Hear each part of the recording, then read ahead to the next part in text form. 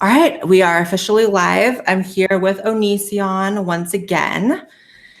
And I think some people had some questions about why I chose to do this. Well, first of all, say hi, Onision.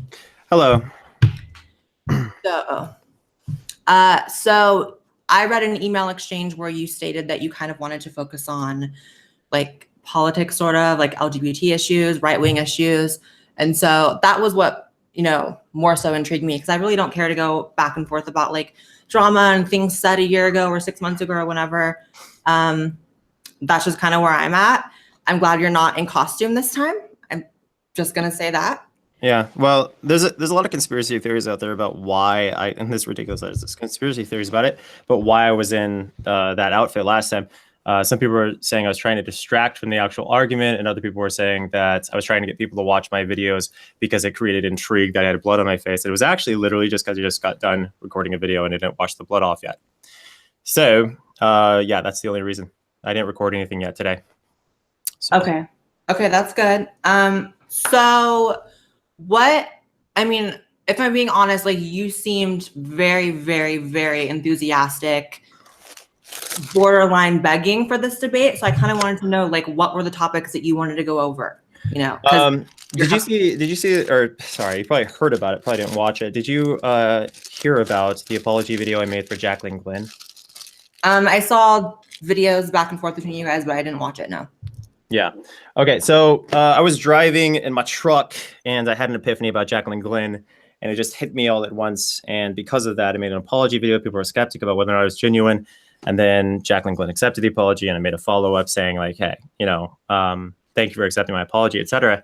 Something not the same, but something similar has happened in between that time and now, when I was literally harassing you on Twitter or begging for a debate. I just wanted to say I didn't cuss or insult you or anything in the last discussion that we had, but no, I did. I was drunk, Yeah, but I did, however, insult you endlessly, seemingly, in a video response that happened forever ago, and I wanted to say I'm very sorry for that because that was really immature, and I'm 32, and I should be a bigger person than that. As well as this crap I pull on Twitter, it's really childish, and I'm not very happy with myself. And it's not about whether or not I hurt your feelings, because I don't think I could possibly hurt your feelings. You seem like a strong person, but I did want to, like, before we start talking, say I'm sorry for being such a insufferable person, and it's not my intention, at least not now. And that was kind of like the problem is, like, I was originally going to come at you with like, why'd you do this? Why'd you do this? And this is where you lied and stuff like that, and try to pick you apart. But I don't really see the point. And so I'd really like, you said you wanted to talk about politics. I'm happy to talk about politics because I have a lot of questions about Trump and a lot of questions about your position in general. But anyway, I just wanted to say I'm sorry. And a lot of things I've done online are very stupid, and I'm trying to learn from it. But yeah, did you want to talk about Trump? Well, I mean, I guess I should address everything you just said first. Definitely surprised, definitely taken a bit aback. I felt like this was going to be either one or two things was going to happen from this. It was either going to be that you're like, this is, petty, I'm sorry, whatever. Or it was going to be like a truly, knockout, drag out thing like last time. So I appreciate that you said sorry. I accept your apology. And I will say, I've said things that are stupid as well. I've been on YouTube for 2 years. I am, in the grand scope of things, especially compared to you, very new. And I think early on you get caught up in like making videos, and like sometimes you go a little harder than you really mean to. You say things you really knew them in a kind of a brutal way. And I think that's what happened with you. Am I skipping? No, I don't think so. Okay.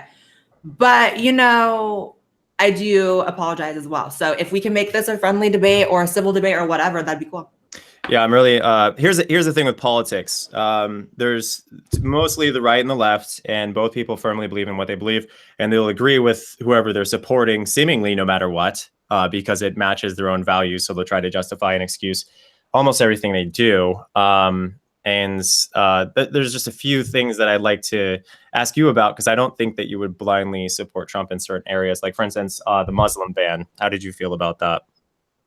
Yeah, I don't blindly support anyone. I made a video where I talked about sort of like an update of how I think Trump has done so far. I think I did that like 2 months ago or so, and I kind of like caught up on everything.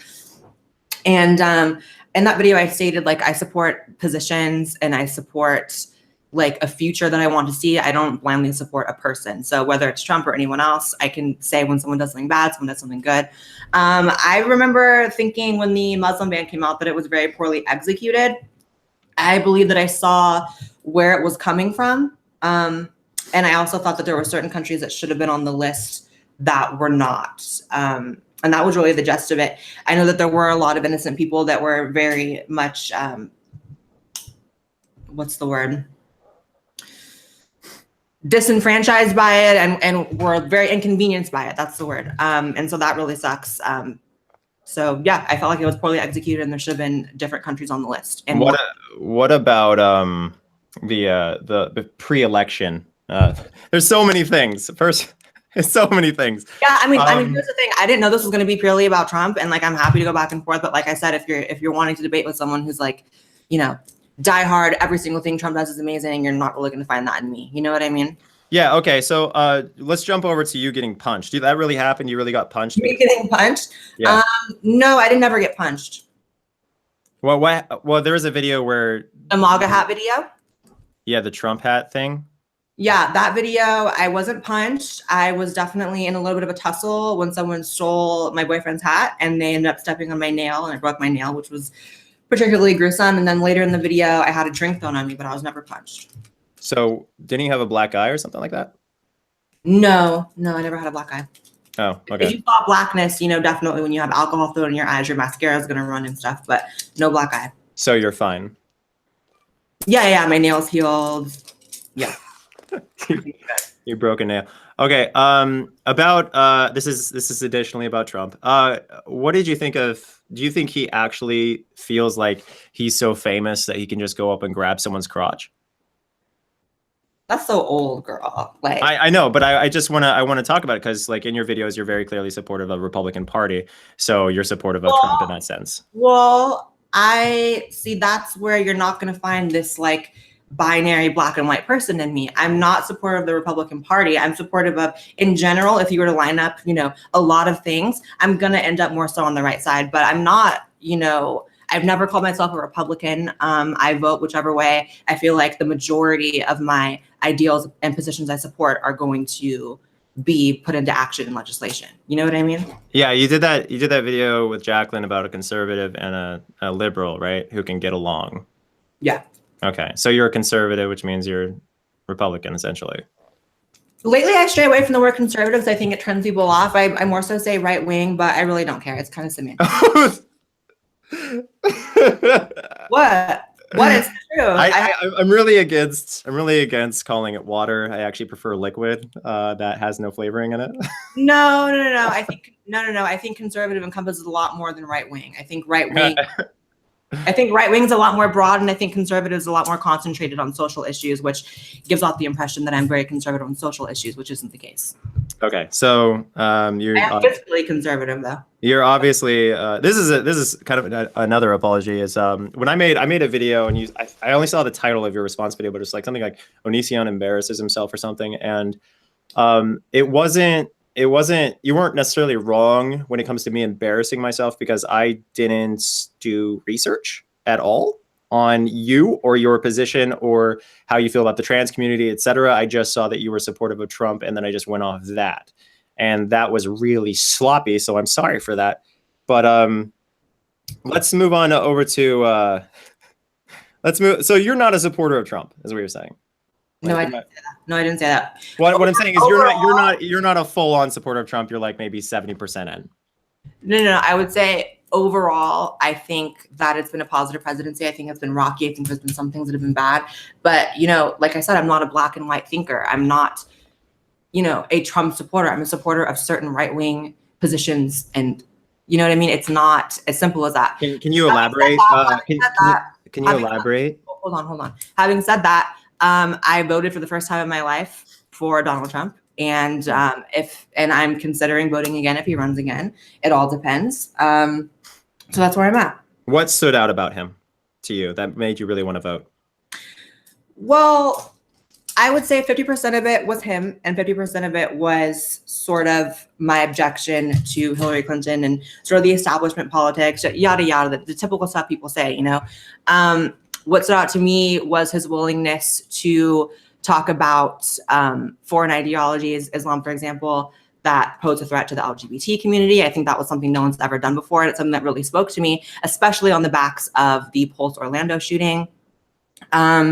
You know, there was quite a few things, but what about him getting rid of LGBT members? By the way, hold on one second. By the way, this is not vodka in the chat. This is not vodka. It is water. It is smart water. It is not vodka.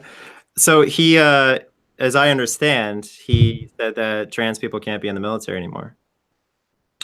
You know, I don't think that's actually been put into action. I think it's been more of a talking point, which I have mixed emotions about. If you want, that's gotta disappoint you, like for voting for him. And it doesn't, and I can explain why. So, you know, my initial reaction, I think it was like at the very beginning of his presidency when he came out and started talking about trans in the military. My initial reaction was like, God damn it, like why even go there? Like people are serving, whatever. And I had an initial objection to it and the attitude in general. And then I had to educate myself because I'm prissy, whatever, living in California, living in Hollywood, transgender, you know, I didn't know what all goes into joining the military, right? I didn't know the amount of conditions you have to meet, the standards you have to meet, how you can basically have like an abnormally small pinky and they will stop you from joining the military, right? So to me, it's more understandable that I think there's an argument to be made. What? Can I correct you real quick? They let people with Down syndrome serve in the Army. So no. Okay, well, that's one thing, but I do know there are a lot of conditions that a lot of us perceive as to be normal, everyday conditions that will stop you from joining the military. Let me put it to you this way. I had a wingman in USAF, Air Force basic training. He was a former crackhead. So they'll let criminals, sorry, he's a drug dealer, I should say. They'll let criminals in the military, but they won't let trans people, I guess. Okay, well, you know, there's an argument to be made there. There's another argument to be made that perhaps serving on the front lines at the very least isn't quite the best place for someone with gender dysphoria, especially someone who maybe isn't all the way through their transition. The majority of military positions are not on the front line. I'm aware, but I'm saying specifically for that. However, as I've said a million times, I really don't see a problem with transgender cooks, transgender medics, transgender, you know, anything else. But I understand when it comes to actual combat. And I also think that sex changes should be funded by the individual, not by the state. Having said that, I know you're going to bring up, well, they fund Viagra, they fund this, they fund that. And I agree with that. And I would say that also shouldn't be funded.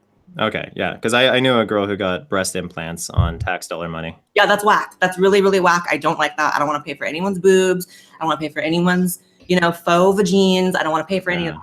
All right. So we've established that maybe Trump hasn't fully matured on this idea of just targeting trans people specifically when there's a greater issue and many other people who suffer. I agree. Here's how I feel. Because in the past, before Trump's presidency, he has been at the very least publicly supportive of trans people. I remember there was a transgender beauty pageant contestant for one of his beauty pageants. I don't really know the name of it, but she wanted to compete. And there was a big controversy. A lot of people were saying, no, she was born male. She's had body modifications. She shouldn't qualify.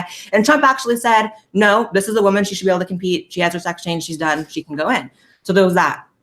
There's also his promise during the campaign, like I said, that he was going to be supportive of the LGBT community, right? And so before he was elected, there were reasons to believe that he would be, at the very least, non-harmful on this issue. I think post-election, there's a lot of people in his ear. I think there's a lot of people that want to fight a culture war that are in his ear. And I think that part of that culture war, unfortunately, in a lot of people's eyes is, you know, sort of not giving in to like trans acceptance, trans rights, et cetera. And so I think it's got caught up in that. I will say, like I said, I don't believe that the trans military thing is actually put into action. I think this is part of what every president does. There's a lot of smoke and mirrors. There's a lot of redirection of conversation. And I think the moment he tweets out that trans people shouldn't serve in the military, that's the national conversation, right? Every president does this. So it does suck, though. It does suck. I'm not going to say it doesn't suck. Yeah. Well, I think Miss Vanjie. Everyone's saying Miss Vanjie in the chat. Sorry.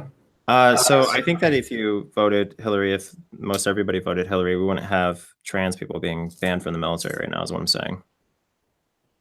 But I also think, there's so much more to vote on than trans people. And perhaps it sounds cruel or whatever, but this is coming from a trans person. There's so much more to vote on than trans rights, And I can say that as a trans person. I didn't vote keeping trans in mind because, okay. What I mean? There's just so much more. Because you can't get to the social issues, you can't get to the trans stuff before you deal with national security, you deal with the economy, you deal with all the things that affect Americans in general. I also think that the trans thing is on a natural sort of progression in the first place. And I think that it's only going in one direction, and it's going to be people eventually not caring enough to hate trans people. I think that's the direction we're headed in. It's inevitable. So I wasn't voting like this is life or death. This is about trans people, Yeah. Well, our progress in the LGBT arena was hindered the moment he was elected, as I can't think of a single group that would be discriminated on other than super duper rich people if Hillary was elected. So it's kind of like you're looking at groups of people who have done nothing wrong to anyone, who lost their rights, versus, just a bunch of people who have way too much money, who have benefited now. And as a result, Muslims are probably more hated than ever. At least their rights have been taken away more than ever. Not all of them, but many of them at some point temporarily. It just seems like a lot of unnecessary hate has been generated, and a lot of people have felt validated now that Trump's been elected, specifically in the area of the Tiki Torch March and all that stuff. It just, I don't know. It seems like when he was elected, the world got a little darker just because we were making so much progress with gay rights and all that. And well, here's the thing.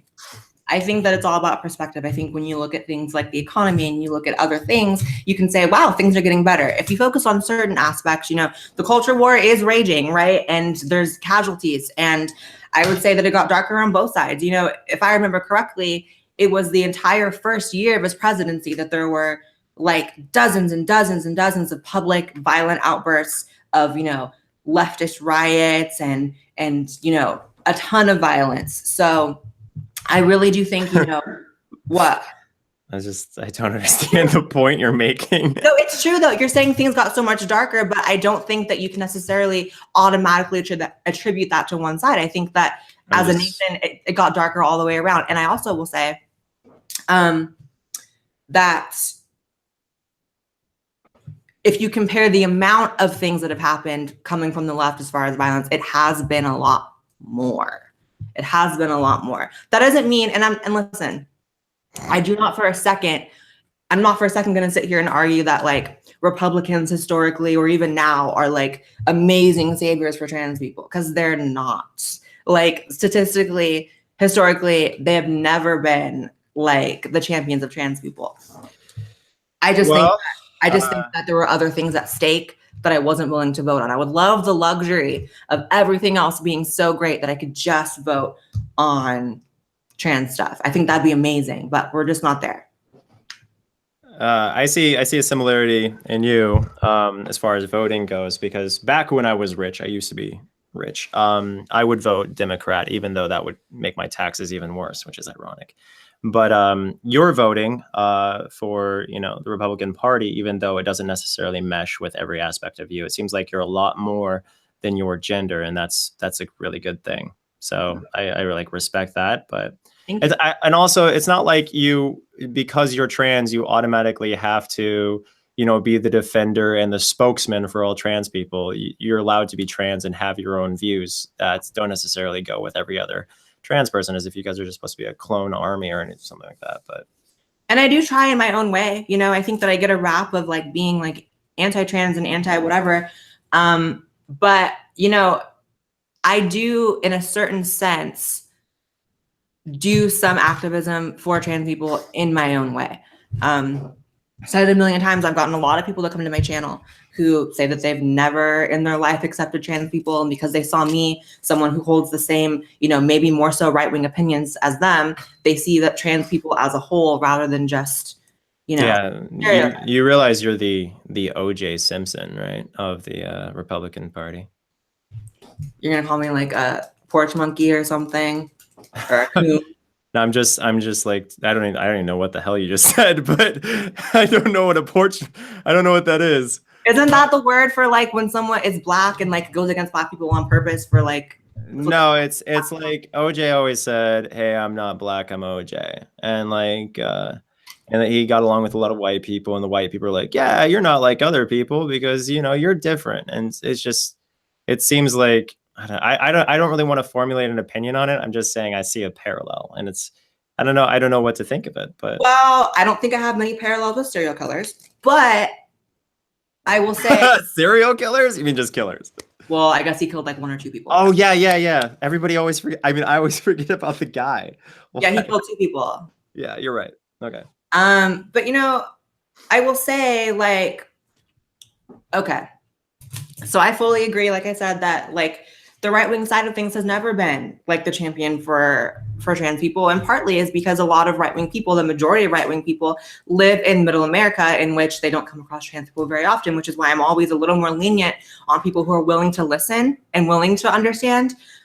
Some people won't, right? But a lot of people will, and a lot more people than people estimate will actually listen.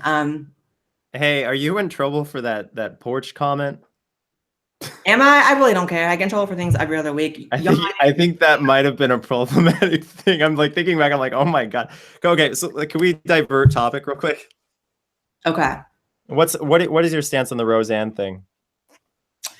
I thought it was unfortunate that an entire cast and crew is now, out of a job. I think that her comment was stupid. I think that you have to kind of be a moron to compare a black person to a monkey on the internet and think you're not going to have any backlash. I don't know what's in her heart and mind to judge whether she says she didn't know that the woman was black. I don't believe that. I don't know what's in her heart and mind, like I said, to judge if she has hatred in her heart towards other races or black people. But I do have enough, sight of the situation to say that she was an idiot. And I think that there are people calling out, the double standards that liberal hosts and people on TV from liberal shows tend to get away with a lot more. And I think that's a valid point. But I think a lot of people are falling into the trap of like defending what she said, which there's not really a defense of what she said. You can talk about how other people don't lose their jobs, and that's fine, but you can't really defend what she said. Does that make sense? Yeah, and also a diversion of topics. I genuinely wanted to hear your opinion on it. But what do you think of white male YouTubers dropping the N-word with the hard R? Do you think it's acceptable or not? I really don't care. That kind of stuff I really just don't care about. Like, it depends the context in which it's used, right? Are they going on the street and like yelling at black people that they are that? Or are they using it for a comedic effect? Are they, what's the context? Let's say they just say it out of anger, but it's not necessarily at a black person. They just literally use the N-word with a hard R because they're angry at someone and they scream it at them. I don't care. And I'll be super honest. I like do that when I'm playing video games, or I do that if I like stub my toe. I do that. So I don't really care. You scream things out of anger, or you scream the N-word hard R? Sometimes. Oh my God. Okay. Yeah. But here's the thing. I would never in my life use that word. I just imagined you stubbing your toe and screaming the N-word. It's just hilarious. It's happened a few times, and I'm going to be real and talk about that because the difference is I would never weaponize that and use that and refer to anyone of any race for that matter as that, because I think that's really ugly. In the same sense that, the word tranny, I feel like I don't take offense to it. I will use it. I'll refer to myself as it. I'll call myself a man for a joke. I really don't care. But I'm not going to go up to a trans person on the street and be like, what up, tranny? Like, that's rude. So it's context and it's situational. When I first discovered you, I didn't know that you were trans. And I made a statement of like, what if you were pregnant or something like that? And then, I know everyone doesn't even let you live that down, do they? No, I haven't heard about it in a while. And I just wanted to kind of like, if possible, focus on like, first of all, how long have you been transitioned? I started when I was 21 and I finished September of last year. So 24. And you're really happy with your decision? Yeah. And you felt this way since you were like a child. I definitely felt different as a child. I didn't have the language to say I'm trans. You know, I didn't know what that meant. But as far as gender dysphoria, which is the condition trans people have, my earliest memories in life are of having that. Yeah. Well, just so you know, the reason I mistook you for a woman is because you're indistinguishable, like on a visual level from anyone else that's a woman. So I think you should take it as a compliment, my own stupidity that I didn't research that, because no, it's a compliment for sure. It's kind of like when I go to the doctor's office and they ask me if I'm on my period or if I'm pregnant. It's like, no. that must be all the best parts of being a woman and none of the bad parts. Best of both worlds, like Hannah Montana, honey. Oh my God. But yeah, as far as that comment, like that was sort of a thing that got turned into like a little bit of a meme, but I never took offense to it, obviously. Like, what? You thought I was a woman and I'm trying to be a woman? What? Yeah, I literally thought, and I called you, I think I called you a dumb bimbo, which was stupid, and I'm sorry. No, I said dumb bimbo because bimbos are normally women, typically. If someone called me a bimbo, I'd laugh my ass off, but yeah. Right, it's kind of like calling, oh my God, I saw a TV show where someone was like, the funniest thing in the world was calling a girl the F word, like the gay slur, like a fag. For some reason, it's funny calling a girl a fag, oh, you fag. No, but listen, Greg, I have obviously said things that have been really, really vicious as well. And I think there's a few reasons for that, right? Like, first of all, you and I had the run-ins very, very early on in my channel. Like, I think like the first 6 months of my channel, we were making videos back and forth to each other. And then two people who were the first people I met and became friends with in LA, Shane Dawson and Jacqueline Glenn, obviously have very, very public battles with you. And I'm very, very defensive of my friends. And so I have this person, you, who I've corresponded with and had nasty words exchanged. And then he's also in all these, you know, beefs with like the two friends I've made since I've been in LA. And so obviously, you know, I'm going to go extra hard because of that. But obviously it was petty and stupid. Well, yeah.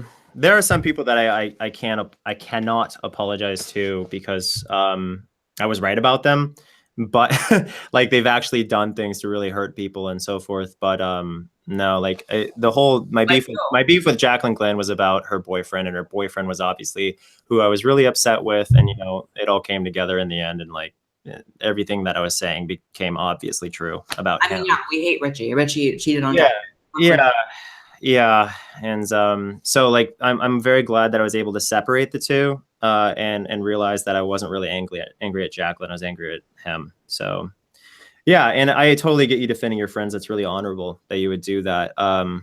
So yeah.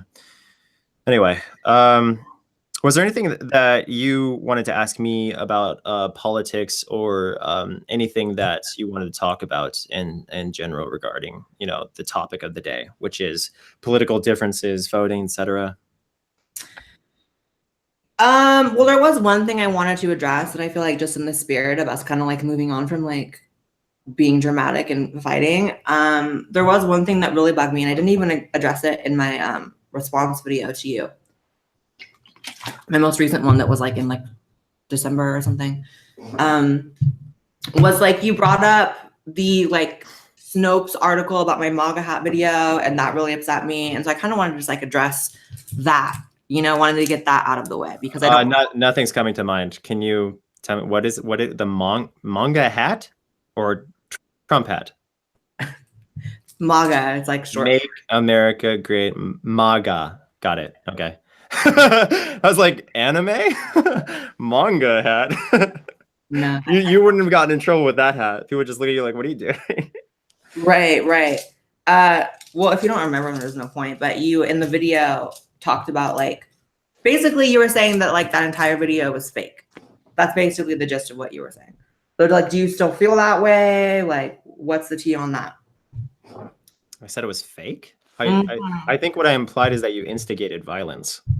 Oh, okay. Well, either way, like I felt like, I don't know. Again, I get really defensive over my content, and that was one of the things that you went like really hard with. So yeah, let's talk about that. The whole. Well, all right. So you walked up to a group of protesters, right? And you started picking fights, yeah? No, I did not pick a fight. And what depends on what you mean by picking a fight, right? Like, no, seriously, it really depends how you define it, because I was on the street, a public street, anyone can go, Hollywood Boulevard, and there was a protest, a really, really big protest, and a lot of people were very like spirited there. And you thought to yourself, hey, I should go interact with these people. Because that's what this is, YouTube, and we do things for content, honey. Sometimes uncomfortable things. Yeah, I mean, literally, that's like, you know, the biggest YouTubers do that kind of crap. But like, here's the thing. I personally feel like being in a public space, wearing a hat, even if there's a protest in the vicinity, is not asking for like someone to put their hands on you. That's how I feel. So how close were you when interactions began? I was pretty close, but again, it's a public area, and what I was doing was taking a selfie.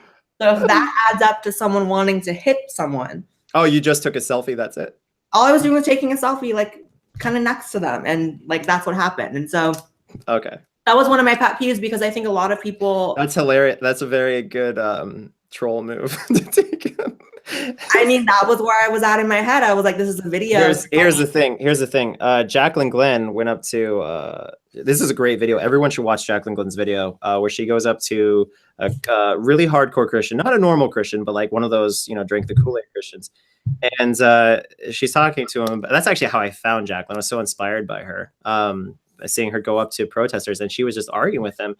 And she went hard, and she didn't get punched. You know, so or she didn't get, you know, assaulted in any way.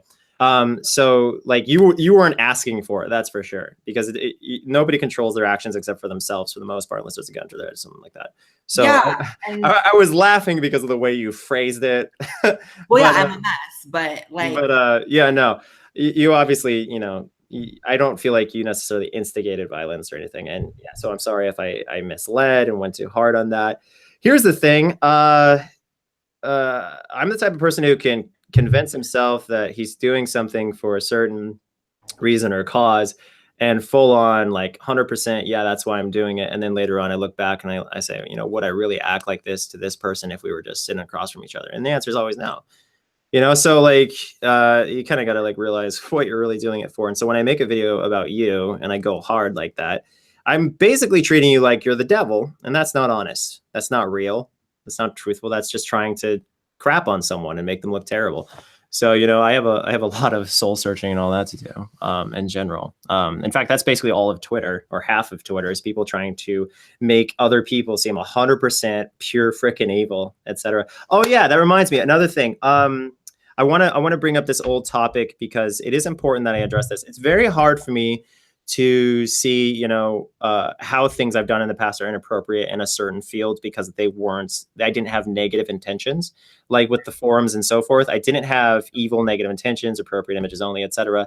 Saying that, however, I've come to acknowledge that I should have been a lot more strict with the images that I shared. I should have made people state their age and not just said 18 plus only or anything like that. I should have actually like been, hey, 100% established who people are. And even then I should have been a lot more strict with the images I shared, reviewed, rated, whatever.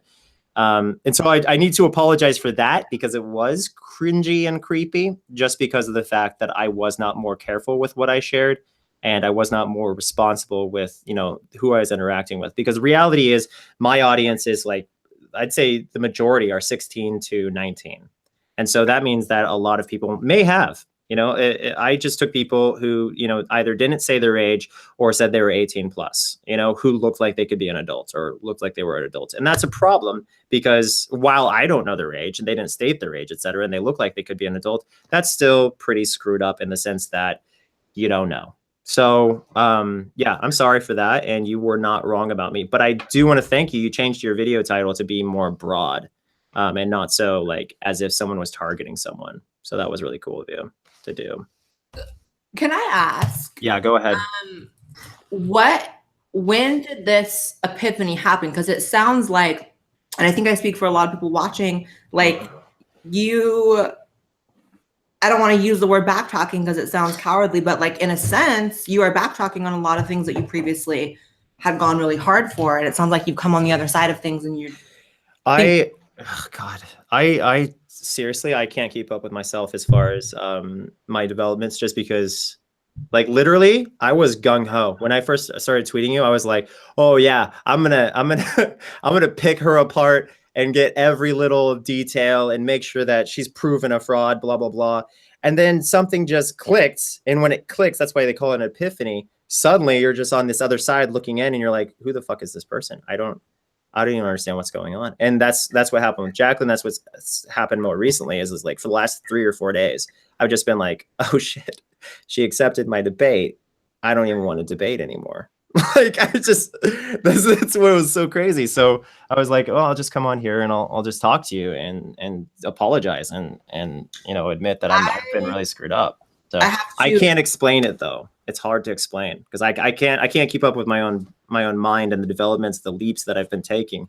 And I'll go back. It's like I take 3 steps forward, I take 1 step back, 3 more steps forward, 1 step back, and that's why it kind of seems like really difficult. Right. Well, I either way appreciate the tone change from the last time we did this, but I do have to address the fact that like every single person in the live chat is mentioning Shane. Yeah. Let's talk about Shane. Well, hold on. Okay. I would like to talk about, like, address why everyone's saying his name, because I don't really understand what's going on. However, I don't want to have the conversation go somewhere like super ugly because he's not here to defend himself. Right. Okay. So let's not let's not go there then, because like I have too many things that I could say about it, and I don't want to like approach this in an accusatory manner. I don't want to. I have a lot of questions about. There's certain things that you and I are capable of. There's certain things that we're capable of saying, or certain jokes that we'll tell. And I can't comprehend some of them, but that doesn't mean it's like it's necessarily incriminating or anything like that. It's just that I can't fathom someone doing certain things. So when I see someone do certain things that I can't even comprehend how someone could do that, I find myself unable. Like, maybe I'll have another epiphany and I'll just magically think, "Oh, okay, everything was okay." But I am not there yet. I wish I could be at peace with everyone, but I'm not there yet in that department. I mean, if you can't be at peace with everyone, you can't be. But I think what you're referring to, just because people are maybe confused, is like there were some accusations against Shane. And again, he's not here to defend himself, so I don't want to get so far deep into it. But there was a recording, a clip that was spliced together of humor from a very, very long time ago, many years ago, on his podcast, where he joked about kids in a certain way that led people to make accusations against him. Not that he had done anything, but that he had like made jokes that were very distasteful or whatever.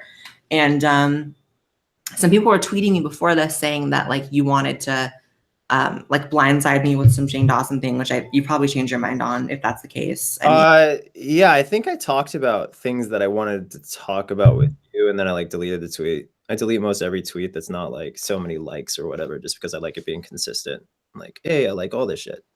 But no, I was gonna talk to you about that stuff, and I was gonna try to make you look like you were somehow dishonest or a fraud or something like that, because you would support someone who did, this and this, but I lost interest. So yeah, I wasn't going to bring up Shane at all. Okay. Yeah. Because I'm honestly bringing it up because every person in the chat is talking about it. Yeah. Everyone's saying that you should apologize and stuff, which I can't force you to do. I will say, no. I will say for anyone who maybe has like the same mindset as you, because, it's not like you're alone in your thoughts. Like, I'm sure other people have the same mindset about me, that maybe I'm a hypocrite or whatever. I just want to make it clear that, like, yes, I'm like friends with Shane, but like I am not best friends by any means. We haven't seen each other in probably about almost a year.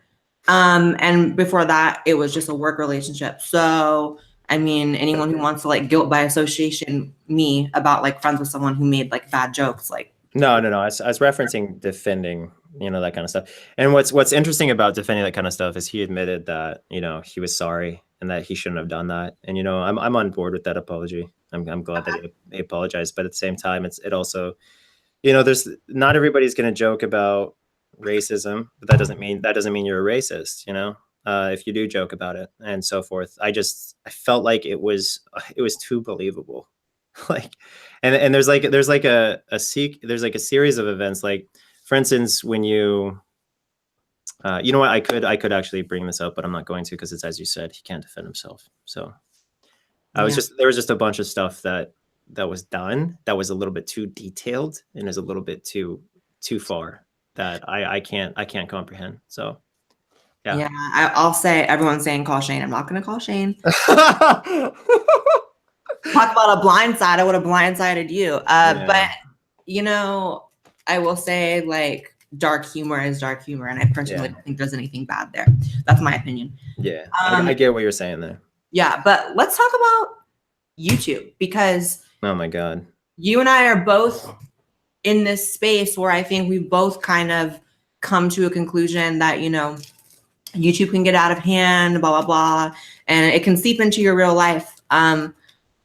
Does the sort of, because you're someone who, and I'm not attacking you, seems like throughout the course of how long I've been aware of you, you've been in a lot of different beefs with a lot of different people. Does that ever seep into your real life? Like, does being in constant conflict with other creators ever depress you or upset you or affect your interactions with, say, your wife or your family or friends? I don't know. It's really complicated because, as you said, there's a lot of people that I've had problems with. Like I had a friend, and I really love working with him, like a bromance kind of thing. It was just intense, like how awesome our videos were and stuff. And then it came out that he hit somebody, and then his girlfriend, and it came out he cheats on every single girl he's ever been with. And it's like stuff like that. That's like hard for me to look past, just because it's like, I don't want to promote that kind of behavior, like hitting women, and I don't want to promote people cheating on significant others, etc. Like, I have my own complicated past with polyamory, but as far as monogamy goes, it's really complex and stuff. But when I have beef with someone, like, unless I apologize for it, that probably means that it's real beef. So there's a select few people who I actually have real problems with, and everybody else it's kind of superficial. So, like, okay. I don't know what to say about it. No, just because, you know, I think sometimes there's this misconception that YouTubers, like, they leave all that shit online and, like, it never affects them in real life. Oh, sorry, yeah. The negativity and stuff doesn't, you know, I'm just wondering if it ever, like... No, it's all real. It's all real. Every last bit of it. That's what I will say. It is all real. So, like, I think a lot of people think, like, oh, it's just words. And, like, to an extent it is, but to an extent, like, it does affect you, you know? Yeah, I don't know. I've been owned by haters. Like, literally, I'm property of haters for, like, years and years, because I would let them become my mental narrative and stuff like that. Like, that's bad. That's really bad to do. Yeah, well, it explains a lot of my behavior. You know, it explains my consistent negative patterns, because I actually listen to them a lot of times. I give them way too much power, and it's just like some random person online tweets me something. If they say the right thing, then I'm triggered like the rest of the day. It's messed up. So yeah, no, YouTube for me is a lot more serious than it is for a lot of YouTubers, just because, like, they have most people have lives. I don't really have a life. Like, I'm obsessed. It's an addiction for me. So. What, creating videos and being on YouTube and stuff? Yeah, interacting with human beings and seeing their reactions and making a difference. Sometimes, actually, as of late, it's been a not so positive difference. That's what I'd like to change. See, that's been kind of the case with me, is like separating, like, not letting people's opinions online become your own mental narrative and, like, affect how you actually see yourself. Obviously, doing politics on YouTube, you're going to have a lot of people who have a lot of really bad things to say about you, and when you first start, it can start to actually affect how you see yourself. So, I mean, personally, I'm not going to name any names, but I know a lot of YouTubers who literally go to therapy for it. Because it's a thing. It's a thing. Dealing with, here's my thing. There have been so many studies that show that social media is really bad for people's self-esteem, for their mental health, etc. And those studies only account for people that, like, log in on Instagram on their lunch breaks, right? There haven't really been studies on people who make their living on the internet and are constantly in tuned and, like, have thousands upon thousands and thousands, sometimes in some cases millions of people constantly inputting in their lives. And so I think it actually is very bad for you, in my opinion. Yeah, I see what it does to my spouse. I know a bit about what it does to me. It's a lot. There's a lot of things. Let me put it to you this way. I'll speak about basically every YouTuber I've ever met. Who's Billy? Everyone's saying you should apologize to Billy. I was in a poly relationship with a girl named Billy, but let me finish this real quick if you don't mind. Okay, so most every YouTuber I've ever met, like Sear, Shane Dawson, Swift Karate Chop, Make Me Bad 35. I don't know about Jacqueline Glenn, actually. She seems pretty chill. But most all of them are losing their minds when they make videos. Like they're not sure if it's going to do well, and they're not sure if they're going to post the video, and oh my God, what are people going to think? And stuff like that. And it seems like a war zone on their mind every single time they post. Like, for instance, like there's this YouTuber, D Fizzy.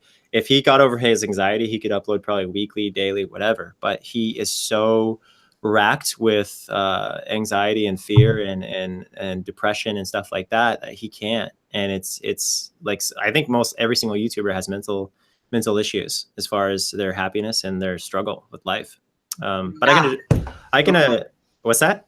Some of us think we're women. There's a lot of stuff going on. You know what I mean? I'm supposed to talk about Billy? You don't have to talk about anything you want to talk about. I'm just addressing, trying to give a voice to everyone in the chat and everyone's yeah. No, I have endless apologies for Billy. I revealed way too much information about her. She gave me information in private, and I shared it with the world. She said I was the worst person she ever met. And I'm like, oh, really? I'm the worst person you ever met? Well, what about this person, this person, and this person, this person? And those people did pretty awful things to her, but those were secrets about the things that happened. And I revealed it to everybody. And that was a real shitty thing to do. And so, you know, I should be ashamed of myself for that and whatnot. And there's like, I wish death on everybody who smokes pot because of her. I said, I wish people could overdose on pot. And I was like, and then I immediately retracted it. Like, are you against marijuana like that? No, not exactly. No, not really. I was against the illegal use of it. Because it risks everyone around you. You know, it makes your whole life put to jail. I don't like illegal acts. I don't like things that are going to take you away from your family, your loved ones, etc. Or even worse, put your family members at risk to go to jail themselves if they're caught around pot or whatever like that. So where she's from, it's illegal, and here it's not illegal. So I didn't give her too much grief about it around here. I even said, you can smoke pot, just don't smoke it around the house or whatever. But yeah, no, I have countless apologies for her. And last I heard, she was really happy now, and I'm happy for her. So it's all good. That's good. No. So to be honest, I feel like we've kind of covered a lot of stuff. Are there any other topics that you had in mind that you wanted to actually have a back and forth on, debate, anything like that? I don't know, man. Why don't you make more videos? Why don't I make more videos? Yeah, why don't you create more? So I was in a habit of doing once a week, and if not once a week, it would definitely be like once every week and a half. Yeah. And about like 2-3 months ago, it slowed down just because I've been incredibly busy. I'm working on a tour that I'm setting up. I'm working. Is that full screen? Yeah. Why? Because full screen puts everybody on tour. They asked me to go on tour once, and I was like, no, absolutely not. I'm gonna get stabbed. Are you kidding? Well, yeah, that's one of full screen's gigs. Like, oh, we signed you. Okay, go on tour. Yeah. But I will say they've never sent someone like me on tour. It's something new for them. They've never done politics before, so it's very cool. I think they did Jack's Films and Sear went on tour debating something. I don't know. Maybe they were debating politics. Well, I don't mean politics in general. I mean like being on the right wing specifically. Like, can we talk about your tour? What's that going to be like? Well, 1 second. I wanted to kind of list the reasons why I've been a little slower on videos recently. Go ahead. I'm setting up a tour. I'm working on a pilot for a TV show. I'm currently working on a movie documentary. There's just like so much that it's slowed down to like once every 2 weeks. But starting literally like now, it's going to be back to weekly. So for everyone wondering about that. That's awesome. So there's a lot of. I hope you don't mind, but I want to talk about all that. First off, the documentary. What's that about? Can't really say much. I will say that there's a company. Why are you laughing? Go ahead. What? I thought it was funny that I asked you a question and then you responded with that you can't talk about it. I was like, well, brick wall. Like, can I get past it? Well, kind of. I mean, I can talk about the fact that I'm working on it. Yeah. I've done press for it already, but I can't say exactly what it's about. I would say that I'm working on, it's like the biggest project of my life, working on a movie right now. Yeah.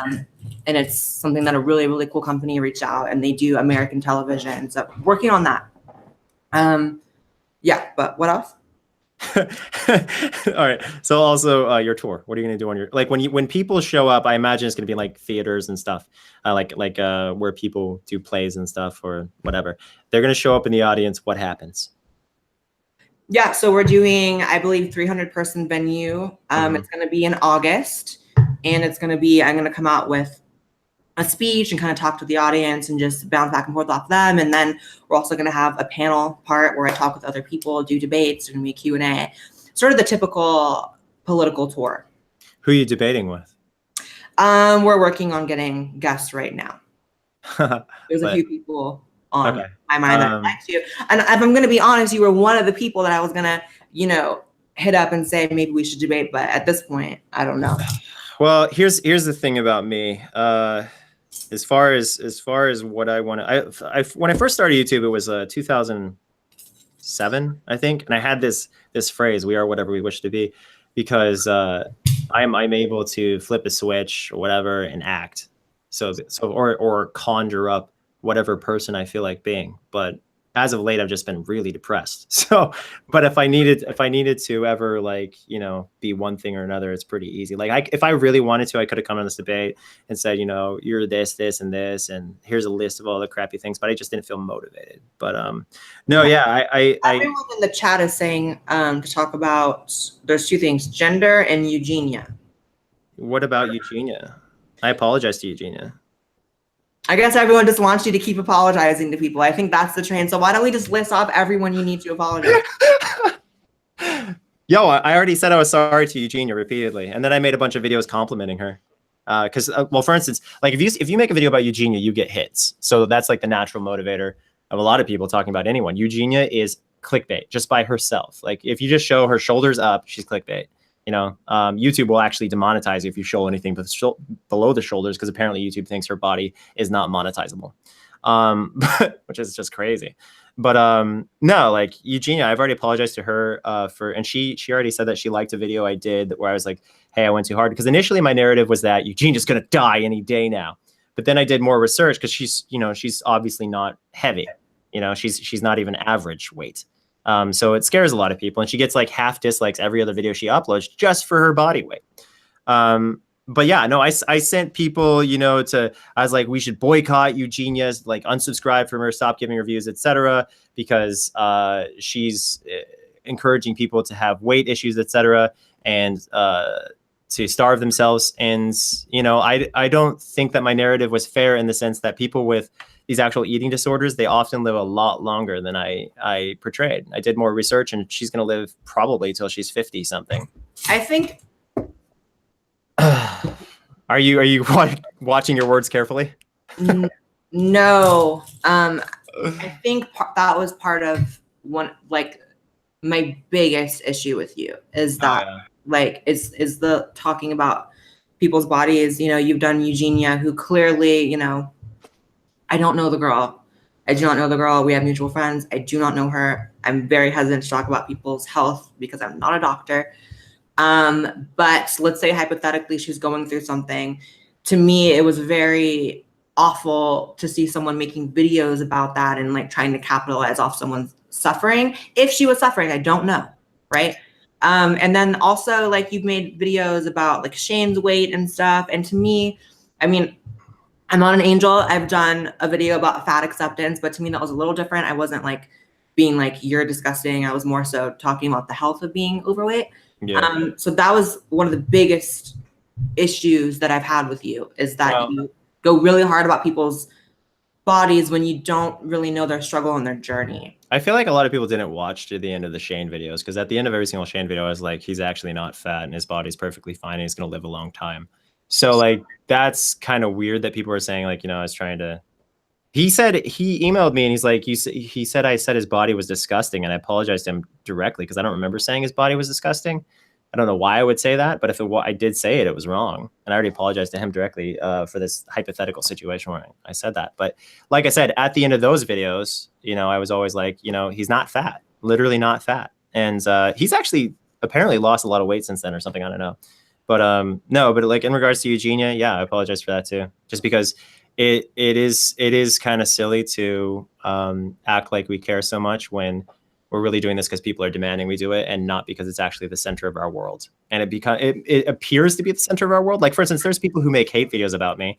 I don't think they actually care about me. What they care about is the fact that when they put my name in the title, for some reason, they still get views despite how irrelevant I am. So it's amazing that these views are going, like, I'm relevant in the hate world. I'm not relevant in the anything but hate for worlds. Like, if you see, like, it's kind of like how Trump was initially.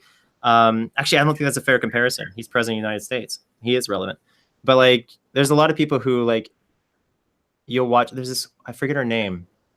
There's this girl who's like really crazy left, like hardcore, you know, die sis scum kind of person. And she gets no views on her channel, but any video about her gets like 1 billion views or whatever, like a lot of views. And so it's kind of like where I am with all that. And when I was making these videos about Eugenia, yeah, I was doing it because people wanted me to, because they were like, thank you so much for talking about this. It's so important that you encourage people to eat healthy, etc. Like, there was a really good underlying message there. The problem is that I made it so personal about Eugenia, and I made it like an attack on Eugenia. It should have been not involving Eugenia. Like, maybe Eugenia could have been mentioned, but it couldn't have been like, hey, everybody, let's actually take a stand against Eugenia. That was really mean. Do you feel trapped into making content that attacks other people? Because I think No. that's sometimes okay. Because no. Nothing I do even works these days, so it doesn't even matter anyway. back in the day, I used to know what would be a successful video. Like, I could actually predict which video is going to like rocket to 1 million views, and I occasionally do that, you know. But then I'd do typical, and then eventually I'd do like, you know, I know this video would take off, and it would. But nowadays on YouTube, it doesn't matter if it's drama, it doesn't matter if it's a regular video, etc. I can't predict what will do well. So there's like really no point in me even trying to have an agenda of hate or whatever. And you could say that all of these apologies were based on me no longer making money off that stuff. And it could be entirely greedy, and I could be a total scumbag as a result. I'm just trying to portray the full picture here. Like, I don't know my motivations. I really don't. I just know how I feel. And it could be a result of something, you know, narcissistic, or it could be a result of, you know, a number of other things, financial gain. Could be me trying to pander to your audience and say, hey guys, I'm great now, you know, come love me, or not. I don't know. I have no idea. But what I do know is that whatever I do typically doesn't work. So I may as well just, I guess, you know what, that is it. I know that no matter what I do, doesn't work, so I may as well just do what comes naturally. Yeah, anyway. Okay, well, I think a good idea for you would be to make a series of videos on your channel. I apologize too.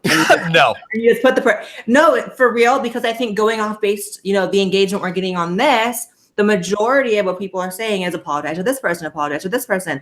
And so I think the videos of you apologizing to them would be successful because that's what everyone wants.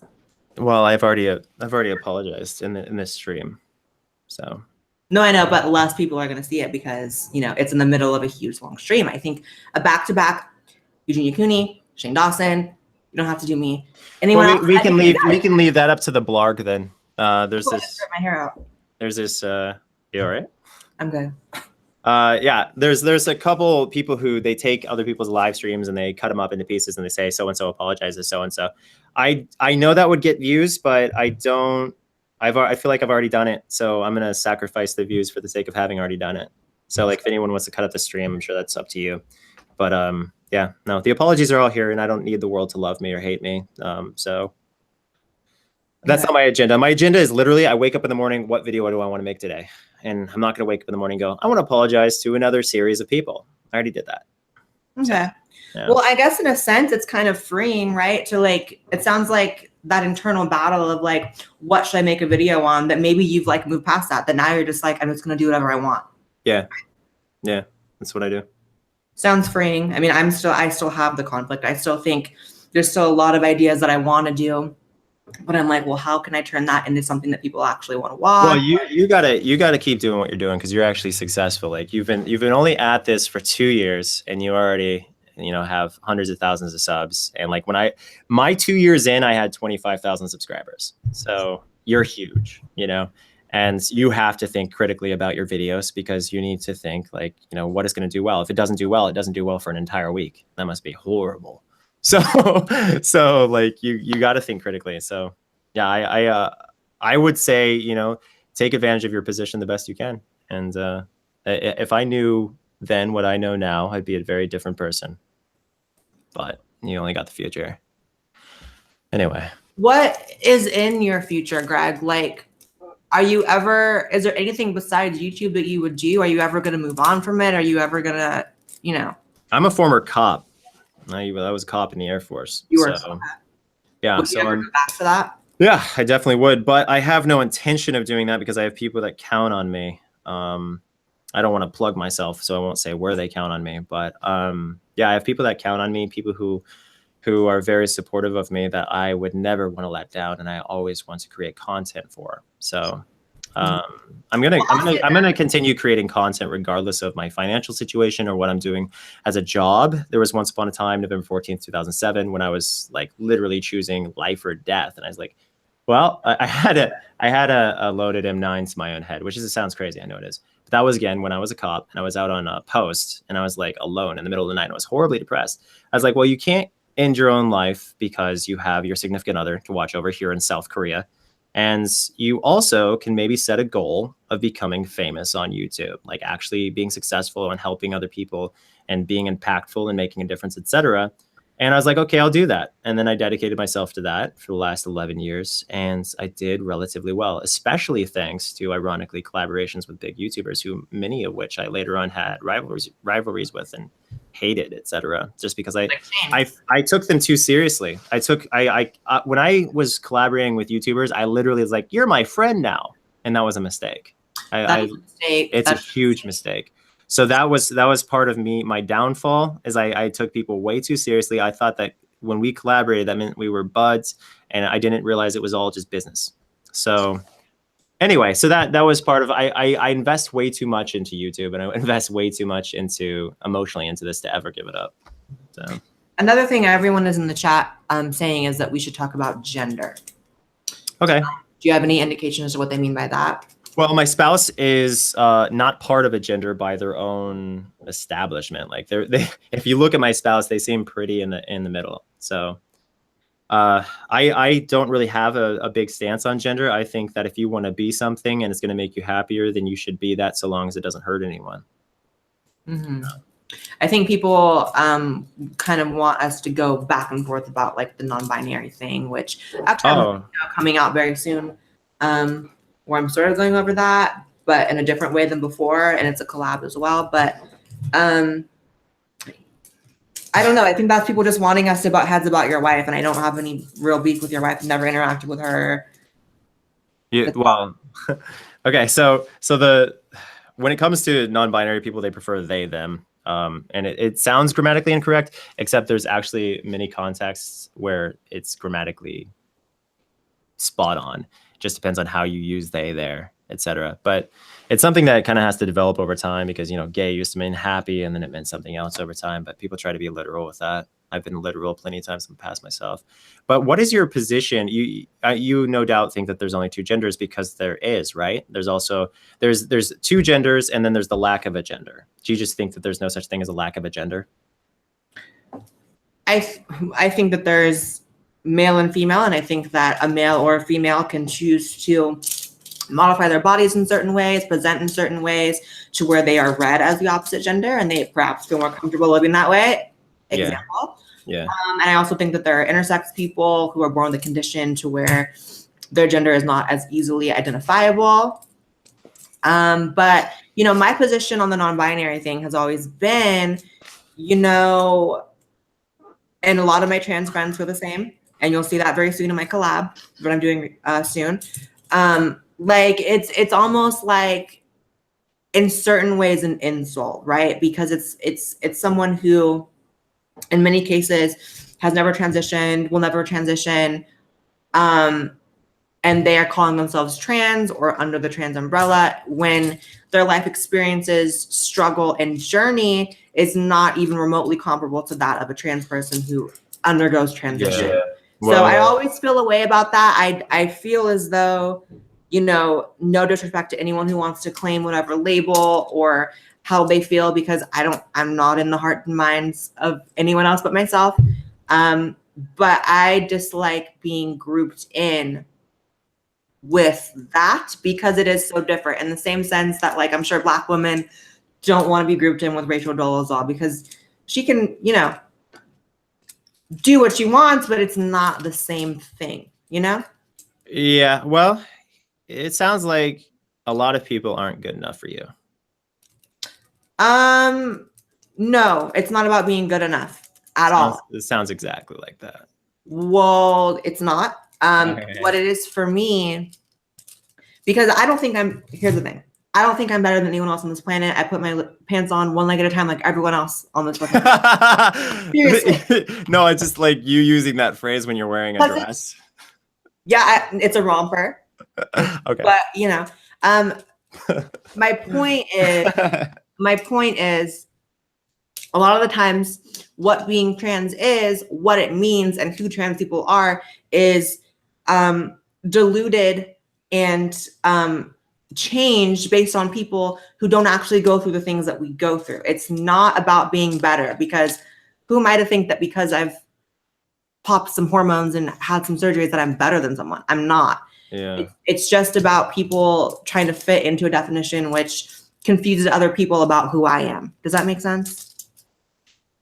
I think that, you know, it's a very interesting war to wage on people who just want to be accepted for who they are. And I think it's a small price to say, hey, you can be part of this club too, for the sake of just swallowing your ego, you know? Well, but I don't think it's ego. For example, this is a really good example of my sort of position on this. When I first started transitioning, I had a friend. Yeah. No names, but I had a friend who went to the same school as me, and he was like one of my best friends.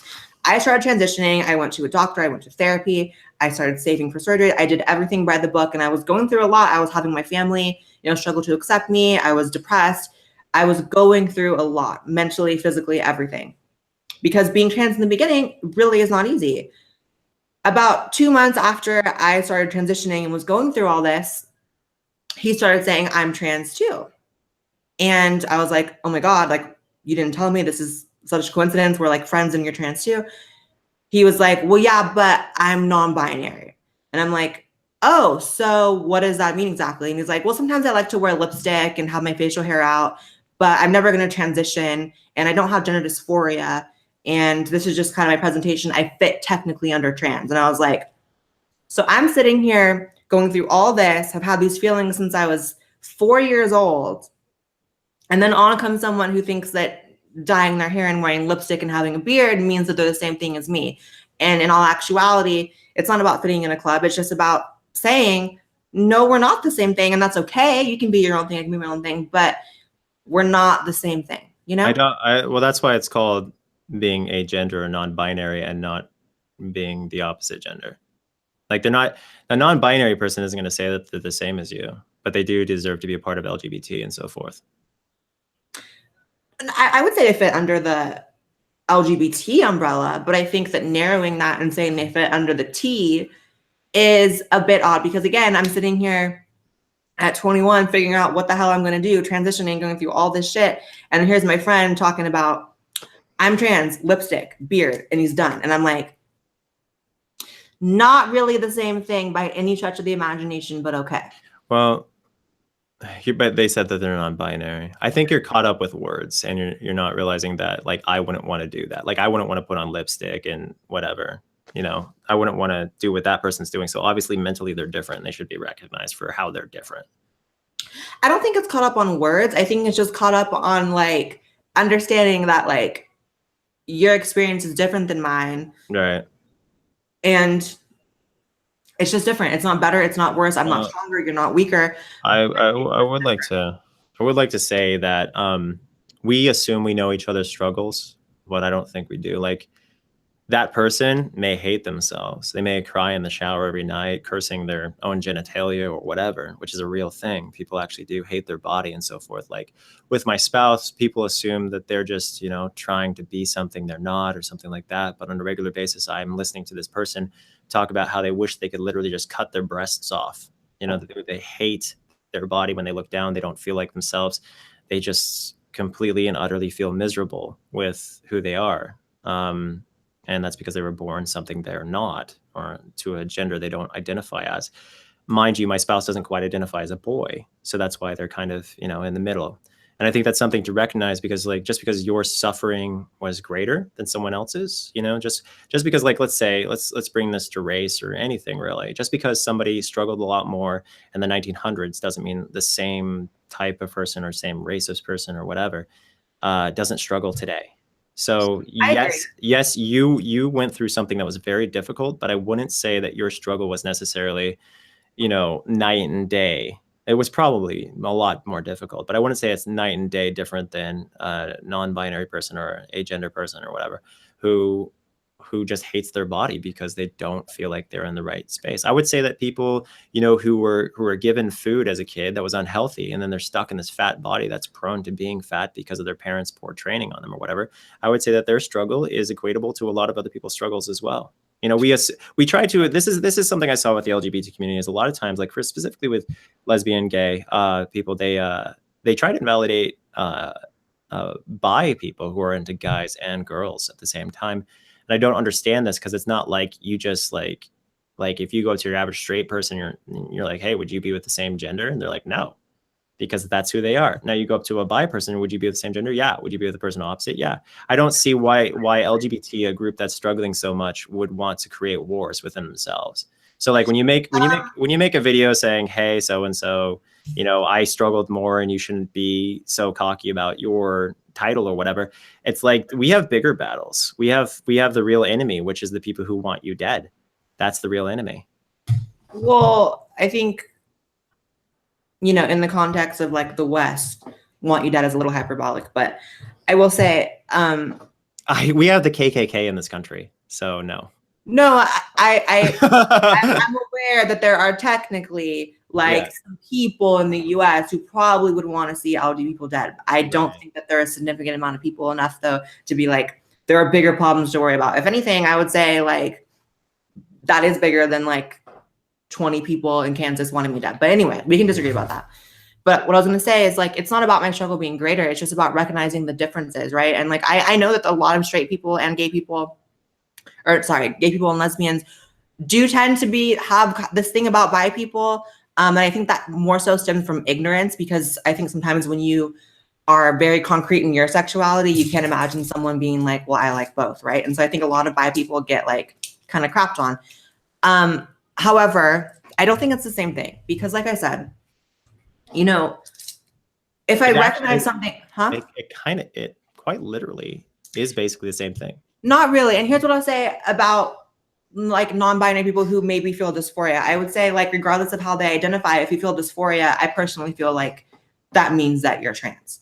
Whether they want to like say that there's something else, or they haven't come to the bridge where they accept or say that they're trans, you know, that's what it is. But I will say as well, though, like a lot of people who identify as non-binary do it for political purposes. They don't do it because they are trans or have dysphoria or struggle with this thing. They do it because they entered, you know, a women's studies class or a sociology class in which they were told that there are like a huge spectrum of genders, and a lot of people go through life. I think this is not everyone, but I think a lot of people go through life not really feeling like they have enough things that make them stand out. They're just very normal people, like their lives are very standard. And so I think for a lot of people, it's enticing to say that you're non-binary and sort of take on that like I'm different type of thing without taking on the actual struggle of like growing up and having dysphoria and being trans, and like coming from someone who my friend put on lipstick and a beard and was like, I'm chilling, I'm trans, to someone who was 4 years old crying because my parents put me in line with the boys in preschool. It's a very different experience. And so I'm simply recognizing the difference in experience. It's not about me struggling more, being whatever. It's just about saying that's different. It's just two different things. Presentation, coming to a realization when you're 22 that you want to put lipstick on is different than coming to the realization at 22 because you've struggled since you were 4 years old with something that you need to like take care of it. Okay, so let me put it to you this way. My spouse, since they were a child, every Halloween, as far as I know, they were always a male type role. Like they would say, "Oh, you're going to be a firewoman," and then my spouse would say, "No, I'm a fireman," angrily, like really upset about it. So that applies to, people who are not definitively male or female as well. Some people like, actually, just like bisexual people, they like going from one end to another, and they've been that way since they were a kid. Using that one experience that you had with one person to blanket statement all people like that just seems unwise. Oh, it's not one person. I think that there is a lot of people who argue that you don't need dysphoria Sure. to be trans and to be non-binary, and that it really is just about gender presentation, when in reality being trans is much deeper than just presentation. I feel like we're having the wrong discussion. The discussion we should be having is, if you don't have dysphoria, you're probably not trans. Agreed. Okay, so I think it's not about a gender, non-binary, etc. You just need dysphoria, because that's kind of the basis of being a person who has gone through a struggle their entire life to fit under that trans umbrella. So I think we agree. There's common ground. I agree with that completely, because if not, what else do you measure it with? What other metric is there? Like, if it's not that, then it's literally just shits and giggles lipstick. And again, it's not just the one experience. Like, living in LA, met a lot of people who want to claim non-binary or they're non-conforming or whatever, and I think they're fucking great people. A lot of these people are really cool people to know. Never want to talk politics with them, but other than that, they're pretty cool. But like, there's a lot of people who think that you don't have dysphoria, and so for me, it's not that I get angry about it, but I feel like it is important to make a distinction, because part of the journey for trans people, so people say, is for the general public, people who aren't trans, to understand trans people, right? Like, that's what everyone claims they want. So why would you dilute the message about who and what trans people are with, like, first, oh yeah, gender dysphoria, and then it's like, oh, but you don't need that, and then it's like, oh, but this means you're trans too, and this is it's like, it doesn't translate to other people, and so I think it hinders the message a lot of times. I have an analogy that I want to use. A lot of people who have biological children, like children that were born of them and that they raised, are irritated by people who claim to be parents because they have dogs. There's a big difference between people who have dogs and are parents, and people who have their own children and are parents. And the key difference between those things is the struggle, the pain of birthing a child, and the financial hardship of a child, which is very different than the financial hardship of a dog, and all the things that come with being a parent of a biological child. I think that is somewhat comparable to what you're talking about, in the sense that this isn't really about non-binary, agender, etc. It's about whether or not the people who are trying to claim to be trans have actually experienced significant dysphoria for who they are, and thus had that struggle to get them the title of whatever it is, because it's a title that is really, really important to a lot of people, due to the fact that so many people go through these common experiences that involve so many people rejecting them and judging them, etc., and also them having problems with the way they were born. So what I'm saying is that I think that maybe you would have a lot less resistance in the future. Not that that's something you want, because it's exciting to have resistance, all the heated comments and debates, etc. But it would be a lot more clear if you were to just say dysphoria, dysphoria, dysphoria, and not agender or whatever, because agender, non-binary, etc., a lot of them have dysphoria. Not all of them. A lot of people do it because it's fun for them. It's not black and white. There's people who want to live, claim to be trans, and there's people who perhaps don't claim to be trans but still feel the dysphoria and have to figure it out for themselves. I think the problem right now is that there's a big invalidation of non-binary / agender or whatever. People, and I keep saying that because I don't really comprehend the difference, but there is apparently a big difference. So no, but like there's a big conflict. They feel really invalidated and hurt and so forth when they see videos like that saying that agender isn't a thing or non-binary isn't a thing, when they're still experiencing dysphoria, and they're almost insulted when people make them identify them as a girl or a boy specifically, or sometimes ever. So, well, my sort of experience being in that space, I've never called myself non-binary. I've never called myself agender or whatever. But there was a period of time before I came to terms with the fact that I was trans and needed to transition, to where I was presenting in sort of like a more androgynous way, and I was like going out and looking kind of in between, and like I didn't really care if people called me she or called me he, because I was like, I'm just living my life. But the difference is, like, I didn't claim to be like something else because people couldn't tell what I was. Like I was still who I was, you know? But at the end of the day, it really is in some aspects a semantic thing, but in some aspects it also is like, you know, we're just not the same, and that's okay. Yeah. Okay. Well, I just want to reiterate, let's not have collateral damage or people get hit and feel invalidated, et cetera, because that's terrible to feel invalidated. I'm sure you're aware if someone just like walks up to you and says, you know, you're this and you don't identify as that, and they keep saying that you're this just blindly. I'm just saying like saying that people aren't valid because of their title rather than because of how they feel and their struggle. Like if you focus on how they feel and their struggle, that would be far, because you don't have any friendly fire when you do that. Well, I would say that's collateral damage. I would make the argument that's collateral damage from people diluting the message of trans to include all these other things inside of it. I think that a lot of people use the non-binary, agender, et cetera shit to kind of like throw away the trans topic and say, yeah, that's what they're all like, they're all that, you know? Whereas in reality, people don't realize they're different because a lot of the times, the non-binary people become spokespeople for trans people, and it's really not fair. Let me put it to you this way. There are a lot of people who are predatorial in general. Some people who are predatorial are trans. But does that mean that we should act like all trans people are predatorial? Of course not. So some people who are non-binary are fake. They're doing it because they want to be, you know, edgy or whatever. Does that mean all non-binary people are edgy or whatever? No, it doesn't. So what I'm saying is focusing on the few people who are, you know, the edgelords who just want to be different. That's unfair to the majority of the community. And that's all I'm saying. Yeah. I mean, honestly, this isn't, you know, the biggest topic in my world, you know, like it's, and it's one of those things that is like so much more important on the internet than in real life. So we can agree. Sorry, can you elaborate? It's much more important on the internet than real life. Are you saying that on camera you make it a bigger deal, but if you met somebody who was like that right across from you, you'd be chill with them?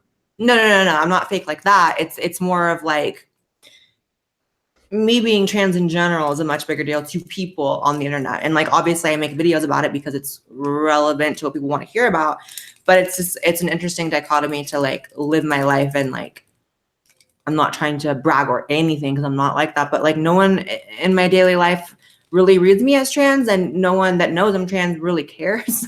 Yeah. So it's like an interesting separation that online it's like, you know, such a bigger thing. Well, I this is pointless for me to point out, but I want to.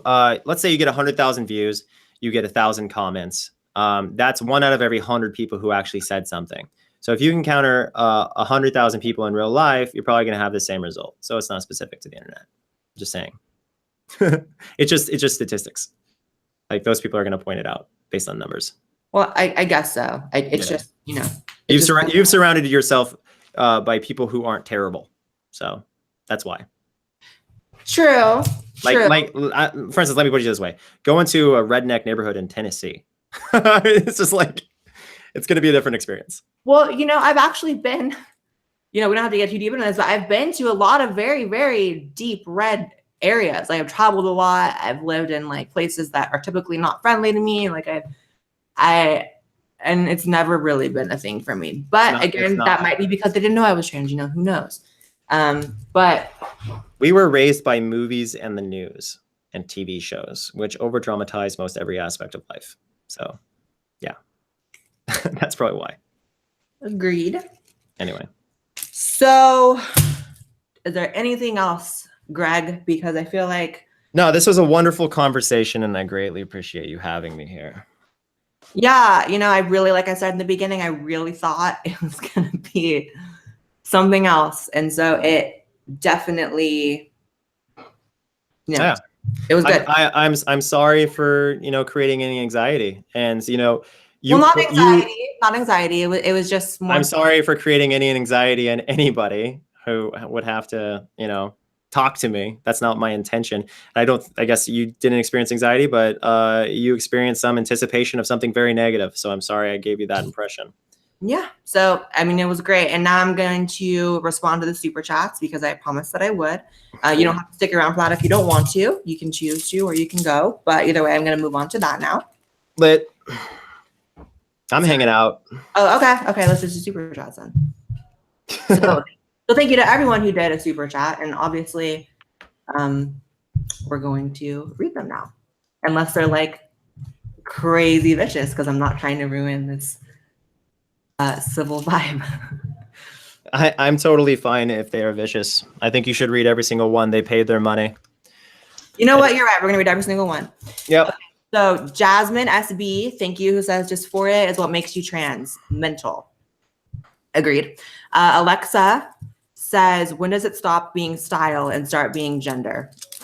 Right. That's what's always been a little confusing for me, because a lot of people seem to attribute their gender to what they're wearing. And people may think the same thing about me, but that's not really the case. Like, I can leave the house in no makeup, in a jersey and jeans, and still feel the way I feel. Ellie, thank you, who says, Onision, you should debate Hunter Avalon. Would you do that? I'm trying to remember who that is. He is a conservative YouTuber, white guy, dark hair, skinny. Hopefully that's not an insult. I don't want to sound mean. Yeah, sure. Just tell him to email me. We'll talk. Okay. Sounds cool. Maybe that's next. Thanks, Nihilistic Nachos, who said, how did Onision become a rich cop? Was he crooked? Also, were you a crooked cop? Okay, so my job entailed me staring at a fence with a M4 most of the time. I pulled over one person in my total career because I was an A1C, the majority of it. And, you know, primarily the cops are sergeants and above. So no, I couldn't possibly be crooked. I did get naked in front of my boss once just to prove a point, but that was as crooked as it gets. Okay.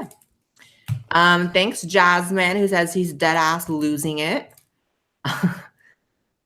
Thanks, Shell Huggett, who says, hey, can you dab for me? I don't know particularly how to dab. I guess I can try. You want to get that was awesome. That was like a Barbie doll dab. Oh my god. Band dab. Do you want to give a dab, Onision? They didn't say distinctly me. Is this dab like that? Is that how you like that? I don't know. I don't know either. Thanks, Casey Lynn, who says this onion is salty. Love salty. That sounds really good right now. I was thinking the same thing. I was like, damn, bake some onions. Thanks, Joanna Hishkel. I'm sorry if I butchered your name. Who says you can apologize to people all day, but it's your heart and it's your heart's intent that matters. So just focus on your own happiness. Agreed. Yep, not bad. Thank you, Slug to the Chest. Love you. Who says Onision, in parentheses, should apologize. He's a puss A. Okay.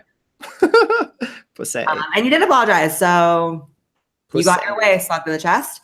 Thank you, Chloe, who says loving the stream. Love you, Chloe. Thank you. Thank you, Bridget, who says please follow me on Twitter. I will follow you on Twitter right now. I follow everyone who puts their social media, and it's the least I could do. It's like, I'm gonna follow you, honey. And I like filling up my feed with like support because I have no friends, so I need to follow someone. Thank you, Based Kekbot, who says I could use some help organizing a potato peeling event in the UK to protest weapon laws. Too dangerous for me to go to the UK due to alien politics. What? Yeah, this person thinks he's an alien. Oh, like literal. Yeah, he's been here a few times. He thinks he's from a different planet. Okay.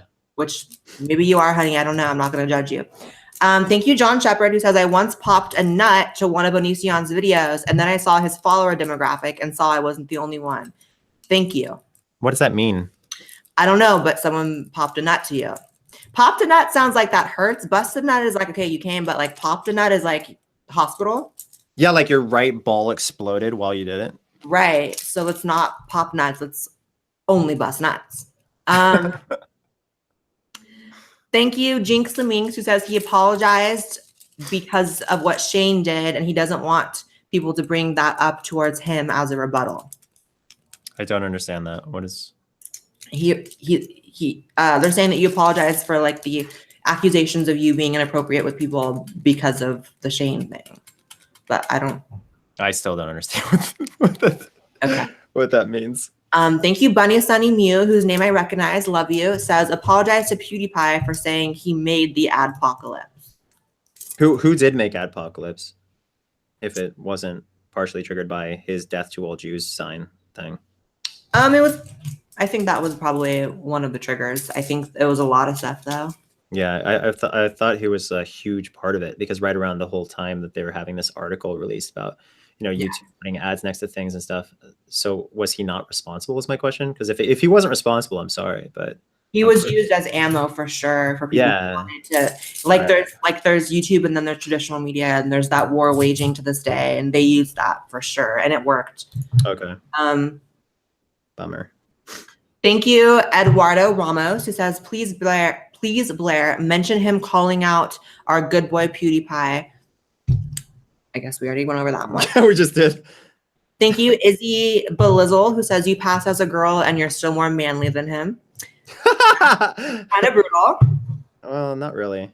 That would be brutal if I wasn't sure of my gender identity. If I had something, if I had a big fucking truck that was like 10 feet tall, yeah, that would hurt my feelings. Thank you, Cam, who says talk about Lainey's gender and debate gender, and we did that. So you got what you wanted. Thank you, Ignacio, who I recognize, who just bought a bunch of my merch recently. So thank you. New merch on my website, by the way.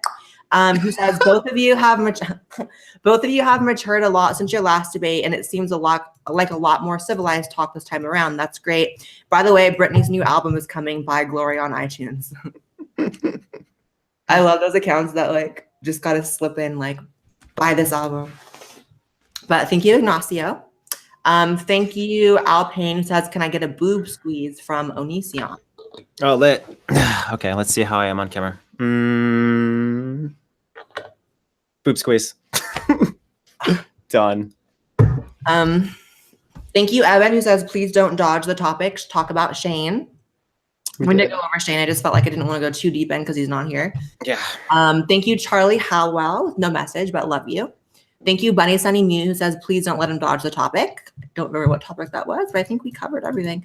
Thank you, Victor Tomio, who says, Onision, why did you cry so much about the drawing with Blaire effing you if you said that rape jokes are funny and okay? Oh, that's a good question. I like that. I like that question. Okay, so I was upset about that because if the roles were reversed, I would have been banned from the internet. That's why I was pissed. If I released an image, a drawing where I was, sodomizing or whatever then people would lose their crap. Didn't you do that with someone else though, with Andy, whatever his name is? Yeah, but I like Andy. That's the difference. When you like somebody, you're not trying to, publicly violate them or anything. You're just that's the difference between a joke and something very serious, which is I don't know. I felt like if you do something, it's kind of like, the N-word or anything. If you do something out of anger, it's really, really bad. If you do something because it's a joke and you're actually fine with, everyone involved, then that's different. So that's, I just felt like if I did that, then people would say that I was some kind of, I don't know what they would say, but I would be done for is all I'm saying. So that's why I made a big deal of it. It probably would have been a bigger deal the other way around. I can definitely 100%. I can concede to that. If it was a man doing it, I think it would have been worse. I will say in my defense, I didn't draw it. I retweeted it. Sometimes we retweet things. I get it. Yeah. So Eduardo says, Onion, just name PewDiePie instead of saying white YouTubers who say the N-word. No, I was talking about all the YouTubers who have said it. There's been a lot. There's a huge list of white YouTubers who have dropped the N-word, hard R. So no, it wasn't just about PewDiePie. Thank you, Laura, who says Blaire is not the devil. Thank you. I agree. Thank you, Charlie Hollowell, with no message, but love you. Thank you, Soldier, who says one of my main rules for dating a trans is to be as feminine as Blaire White at the minimum. What? I'll take that as a compliment. Thank you, Laura, who says, I love you, Blaire. What's your view on libertarianism? I am not a libertarian. I think it's just another label, but I don't have anything against libertarians. Let's see. Thanks, Tribal Artist, who says, Onision, stop trying to get into Blaire's hair. She ain't into it. I'm sorry. I don't know I don't know what it means, but I'll apologize for it. Thank you, Tribal Artist, who says drag him, sister. There's no dragging this time, but it was still, in my eyes, a good talk. Thank you, Tribal Artist, again, who says when you skip D rent to give it to someone else, make dem bills, Blaire, work. Thank you, Great, who says, hey, Blaire, love your channel, and here's my Instagram. Love you too, and thank you, and I'll follow you this second. Copy and paste your little name. Follow, thank you. Thank you, Danielle Northman. Thank you, Aircraft Sparky, who says Onision has no authority to talk about military or anything. He couldn't kill a rabbit in SERE, which forced him to drop. Conscientious objector failure. I don't know. I think there's a lot of conscientious objectors who are pretty respectable. There's an entire film made on a conscientious objector who refused to kill, but he was still able to help his allies. It's by Mel Gibson, the director. And the one of the Spider-Man guys played the main character. It's a good movie, even though it was called Hacksaw Ridge, I think. Yeah. So I wouldn't crap on conscientious objectors. They've actually been proven to be a lot of times helpful. So I served very well up till the end, and I started feeling totally screwed over by my own people. And I started liking South Koreans more than Americans, so that was a huge problem. Anyway. Okay, well, I'll be completely real. I don't really know much about any of that. So, let's see. Thank you, Jacob Urosky, who says, as a gay Republican, I vote with the United States and its citizens' safety in mind, not my sexual preference. Sexuality doesn't determine morality. That was kind of what I was getting at, was that I would love the luxury of everything being so good that I could just vote on trans stuff, but there's just more to me. Thank you, Tribal Artist, who says, cannot clock the hairline, work, bitch. Thank you, but I'm not wearing a wig, if that's what you meant. Oh my God. It is not a wig. Or maybe you meant my hairline surgery, which that's not clockable either, so thank you. Thank you, Tribal Artist, who says, Miss Vanjie. Do you watch Drag Race, Onision? Oh, I don't have time. I'm working all the time. Okay, so you don't know the inside joke, but. Okay. Thank you, Casey Lynn, with the message. Thank you, Drama Queen, who says he laughs because you prefer the word right-wing, water versus liquid. Didn't he do the same thing with the feminism term? Did you? Egalitarianism versus feminism. Is that what they're talking about? Probably. I don't know. Probably. Yeah, it's very similar. Only one focuses on the broader group of both genders rather than just women. Right, and I would say right-wing is more broad than conservative because conservative is more centered on usually social issues. Well, there you go. Right. So kind of the same thing. Thank you, Felipe, who says, greetings, milady. All my admiration and support. I hope you'll pay a visit to Europe. Would be honored to meet you. With kind regards from Germany. Thank you so much. Love you. For the tour, we're starting out just in the US, but assuming it all goes well, we will be going to the UK because there was a lot of love from the UK on the tour demand page. Thank you, Reese, who says, keep doing what you're doing. Super inspirational. Thank you. Thank you, Tribal Artist, who says she's bougie. I'm a little bougie, but not really. Thank you, the Wolverine X74, who says, hi, Blaire. I won't be able to stick around for this one. Will the stream be available later? Yes, I'm pretty sure I'm keeping it up on my channel. Thank you, Ignacio, who says, why does Onision keep laughing at things Blaire says, such as saying, oh, you broke a nail, as if it didn't seem hurtful, or when she called herself right-wing and not conservative? Why does that seem funny? Love you, Blaire. I laughed at you breaking. It seemed funny, like, oh, did somebody attack you? Yeah, I broke a nail. Like, that's a phrase. Like, oh, did you break a nail? That's why I laughed. You know, I get it. And honestly, I see that whole video as funny. Moving forward, I'm like, it's like ridiculous fucking video. I will say though, it hurt really fucking bad. It was not just like the acrylic. It was like it cut my real nail, so it was like bare skin on my finger. Yeah, it's I will say it really hurt. I will say it really hurt. Let's see. Thank you, Jeremy Martin, who says, I'll never forget about the tweets he sent out the night that Christina Grime passed away. Truly. Grimmy, yeah. Or is it Grime? Is it Grime or Grimmy? I thought it was Grimmy. Never mind. Okay, I just pronounced it wrong. Yeah, I said a lot of. I'm sorry for the crappy things I said around the time that Christina Grimmie died. What I was talking about was I was trying to focus. I have this thing where I think that like a lot of people matter, you know, and not just celebrities and so forth. And so, you know, a celebrity dies, everybody talks about it, but like, you know, around similar times, you'll have 30 kids die from drowning or something like that. Nobody talks about that. And that's just, I shouldn't be mad at people who care about the one person, I should be mad at the world for not caring about the other people, and not make that about one person or another. So I didn't mean any disrespect to Christina. What I meant was we needed to respect all these other people who died and nobody talks about. So it was a stupid, foolish time to bring up that point. So I'm sorry. I think I vaguely remember the tweets, but I don't know. No, it's really stupid. Thank you, Rainbow Productions, who says Miss Vanjie. Everyone keeps saying Miss Vanjie. I'm living. Thank you, The Doctor, who says, I could be revising for an exam, but this is better. This is my first donation ever. Hope the debate goes well. Thank you. Love you. Thank you, Tribal Artist, with a big donation who says, hey, Tribal Artist. Thank you. Thank you, Mr. Can't Catch a Break, with the message. Thank you, Danny Rinden, who says, why do you do this, Blaire?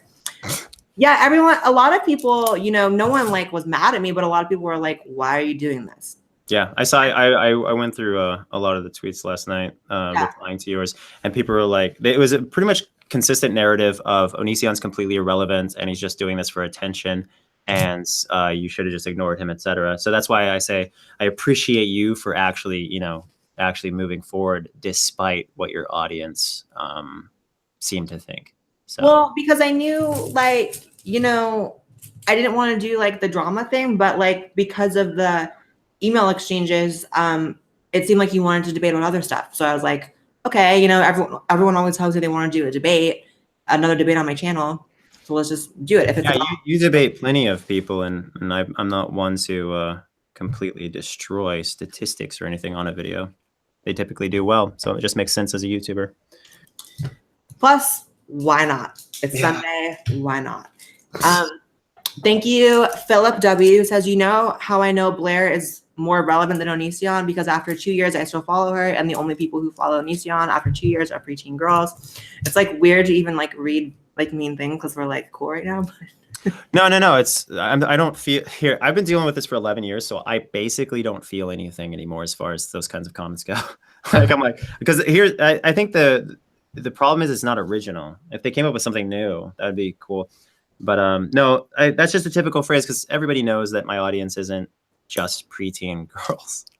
It's impossible. In fact, I have Discord. I'm on Discord on a regular basis, and almost everybody there is over 30, at least over 25. So I will say there are some though. Like for instance, the other day, my friend from back home, one of my teenage friends, came in town for us to go to DragCon together, and she was like, man, my sister hates you, Blaire, my little sister. And she's like 15 or 14, maybe 16. I don't know, around there.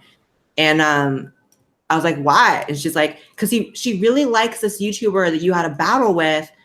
What was his name? And I was like, you're talking about like Onision? And she's like, yeah, she loves Onision. She hates you because you battle with Onision. So. Yeah, I need to stop making it so my audience thinks that they can't be fans of anyone but me. It's kind of ridiculous. And it's a little Kim Jong-un-ish. So I don't want to do that. Yeah, well, hopefully. I'm sorry about that 15-year-old following my bad example. Whatever.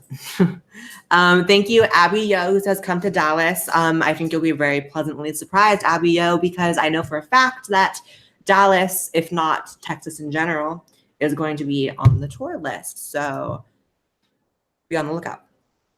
Thanks to Sophie, who says, everything you do is a lie. I think we finally found a nugget of one towards me. Sophie. They said they paid you to tell you that everything you do is a lie? Living. Thank you, Bailey, who says, I want Nicki Minaj wings. Okay.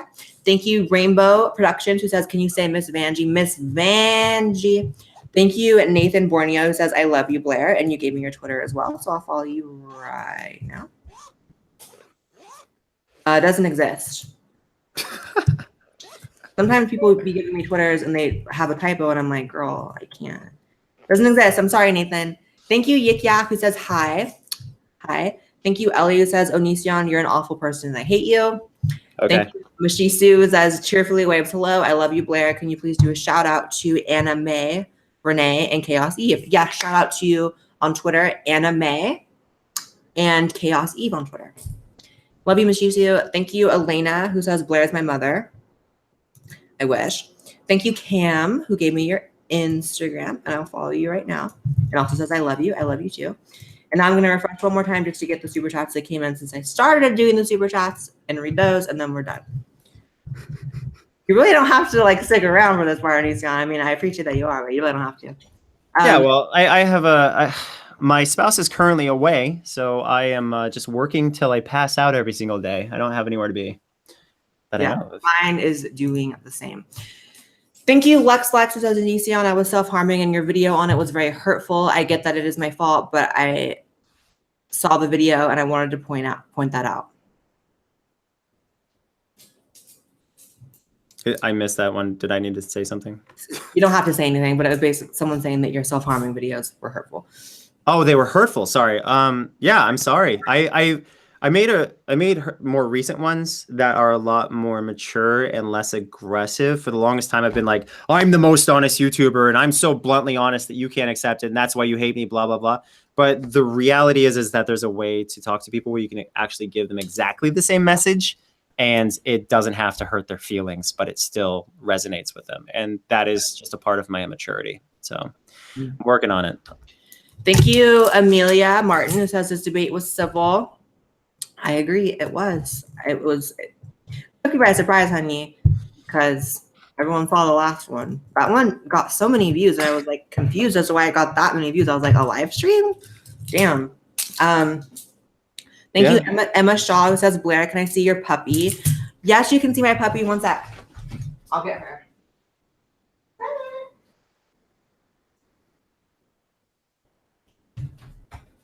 She's here. I think she's probably really sleepy. Oh, I think she's a little shy, you guys.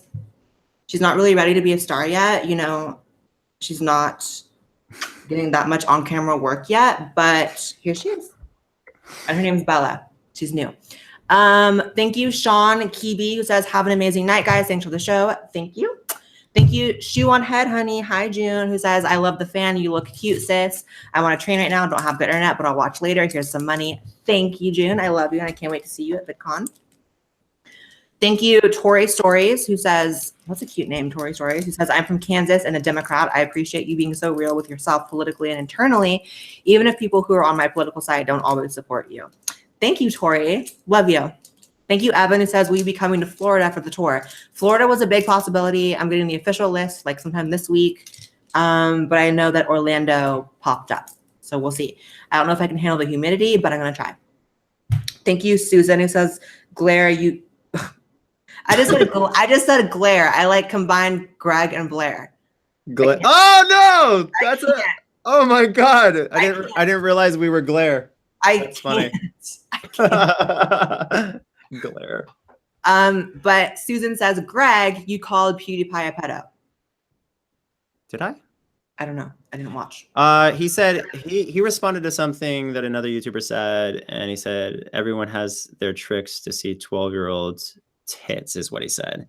And that was one of those things where I was like, dude, I don't see myself ever saying something like in a tweet or anything. And and then my spouse explained to me that apparently that's a common joke or something. Everyone has their tricks to whatever. But yeah, no, if he's not actually a pedo, I'm sorry. I just was really freaked out by that one thing. Yeah. I didn't watch it, so I can't speak to it. Thank you, Cam, who says, I love you so much, Blaire. My Instagram is this. Love you, Cam. Following you now. Love you. Thank you, Sailor Moon, who says, my Instagram is this. I love you, Blaire. Love you, too. I'm just going to copy paste everyone's screen things into a WordPad. Because it's a little distracting to do it now. But I will get everyone. Thank you, Colton, who says, love you, Blaire. I'd like to see you again on the Rubin Report. I would be down to do it again. It would be my 4th time, but hopefully this time it wouldn't be as heated and disgusting. And hopefully he would get some AC in there because it makes it even more heated, technically, you know, to have no AC and to have someone screaming in your face. You know, hopefully we can do AC next time, just saying. Did you see that? No, I don't watch anything on YouTube pretty much. Okay. So, yeah. Well, I did a debate on the Rubin Report that was particularly disgusting. Way worse than you and I, by the way. Like, topped it. Like, couldn't have been worse. And it wasn't my fault that time. But that sounds like a blast. Sounds it fun. was an experience. Thank you, Shannon, who says Blaire looks like a queen while Onision looks like a school. Oh. Shooter? Listen, if anything gets demonetized, it's that. So we're not going to say. Oh, okay. Because I get that a lot. And I was like, back when I was growing up in high school, people who were characterized that had long hair. And so now I guess there's short hair or something. Yeah, times have changed. Yeah. It's weird. So basically people who look like they're in the military are all shooters. I don't know. Thank you, Fatal Arya, who says, please follow me on Twitter. I will. Thank you, Fatal Arya. I'm putting you in a Word document. Thank you, Alexander Ray, who says, I love you, Blaire. I haven't watched Onision, so I have no opinion of him, except you understand based on your history when people are skeptical of you. I think that's a question for you. Do you understand people who are skeptical of you? Yeah, no. Okay, so I was on You Now with a kind of half fan, like former fan, kind of just feeling hurt by me or whatever. And they were talking to me and they were saying, you know how hard it is to be a fan of yours, because every single time someone says something like they like you or whatever, they get approached by, people saying this, and this about Onision. And I was like, damn, it is very hard. I imagining being like a fan of anybody where no matter what I said, I'd always get crapped on. This must be incredibly difficult. And I did that to myself. So, I kind of deserve to lose fans because of that. So I get it. I get why people would be skeptical of me. Just there's so much out there that's promoted that's like, it's very intense. I've apparently committed every crime known to man according to the internet. So I get a similar sort of thing. Like if I see an Instagram post of someone like posting a picture of me being like, Blaire's their favorite YouTuber, the comments will be loaded with like, okay, but remember when she said this or did this? Or, you get one chance. Yeah, so it makes people not want to publicly be your fan because people will go against them, Yeah, like me, for instance, I crapped on you and then people didn't want to be your fan. So it's my fault on that and many others. Yeah. You reap what you sow is what I'm saying. Very that. Yeah. Thank you, Jackie, who says, I'm glad to see this debate seem to be more chill. It's nice seeing you guys talk civilly. Same. I knew it was either going to be that or just like last time. So I'm glad it was more civil. Thank you, Madness, who says, Blaire, would you go on Sarcasm Liberty live streams to talk and discuss things? He's a veteran and a comic fan, and please follow him on Twitter. I would go. I'll go on any live streams. I'll do anything and everything. What? I mean, I'll do it. I don't care. I'll go on a live stream. Thanks to Brielle, who says, cuck boy. Love you, Blaire. Hey, do you know what that means? Are you a cuck? I don't know what that means.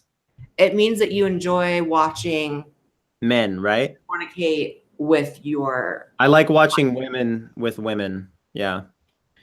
Okay, but I don't like watching men with women unless it's like monogamous and I'm watching it online and not in person. Okay. I know of other people who like that, but I prefer watching or seeing two women take part in things just because, women are awesome. So I don't know. Right. Let's see. Thank you, Araya Ann, who says Onision genuinely comes off as socially awkward. Like the passive aggressiveness is so awful to watch. Socially awkward. That's like literally every YouTuber. I was gonna say that's literally are, and some people maybe come across as less on camera, but we're all awkward pieces of shit. Yeah. Let's see. Thank you, Lil Tattoo, who says, can you give my boy William a shout out, Blaire? Shout out to William. She says he loved you so much and he showed me to you. If it wasn't for him, I wouldn't have found you. Love you, William. Shout out to you. Thank you for being nice to me. Thank you, TSG, who says, I follow Blaire since day one and Onision for years. Don't often agree with Greg, but he seems happier and healthier than I've ever seen, and we need more civil dialogue like this. It's a nice comment. Yeah, that's freaking great how open-minded they are. Jesus. Did we find the one person who's both of our fans? You're a unicorn. You are a unicorn, TSB. Thank you, Corey Guffey, who says, who is worse, Logan Paul or Rice Gum? I will say this. I don't know who Rice Gum is. And as much as everyone hates Logan Paul and I find him annoying, my boyfriend Joey has worked with Logan Paul and says that he's one of the nicest people ever. So yeah, I actually also know someone who made a number of videos with Logan Paul, and they said that Logan Paul is really great. Yeah, So that's what I've heard as well. We're all just, I mean, so many people, especially. We're all just trying to make it, honey. Well, no, I think that there's just so many. I am a dick, and I've been a dick for such a long time. And then when I took a step back, I started to realize we're all just full of crap. Everyone's full of shit. It's true. Yeah. So. Let's see. Thanks, Jordan, who says, girl, get a new fan. Something fabulous for VidCon. This wasn't broken until I started the live stream, then it broke. But I will get a new fan. But Bella loves being fanned because she's a Pomeranian and it's summer and she has a lot of fur. So this is half for her.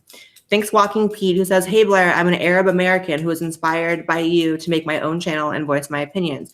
Would love if y'all could check it out and sub. Shout out to Walking Pete. Everyone go subscribe to Walking Pete. Love you. Thank you.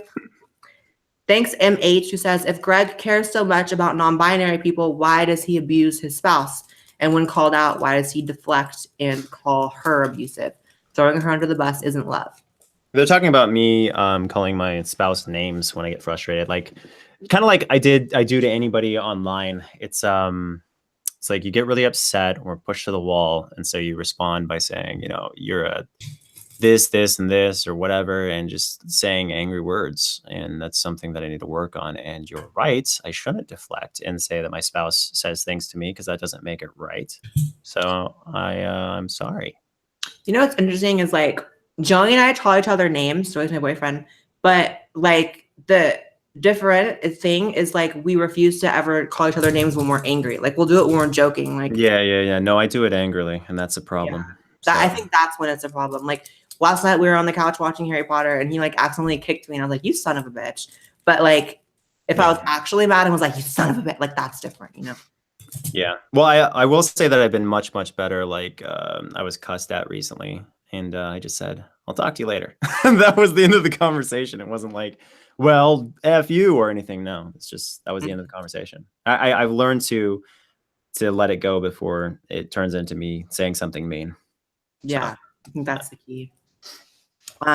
Thank you, Sarah Durrance, who says, came in late, but hi, Blaire, come to Orlando on your tour.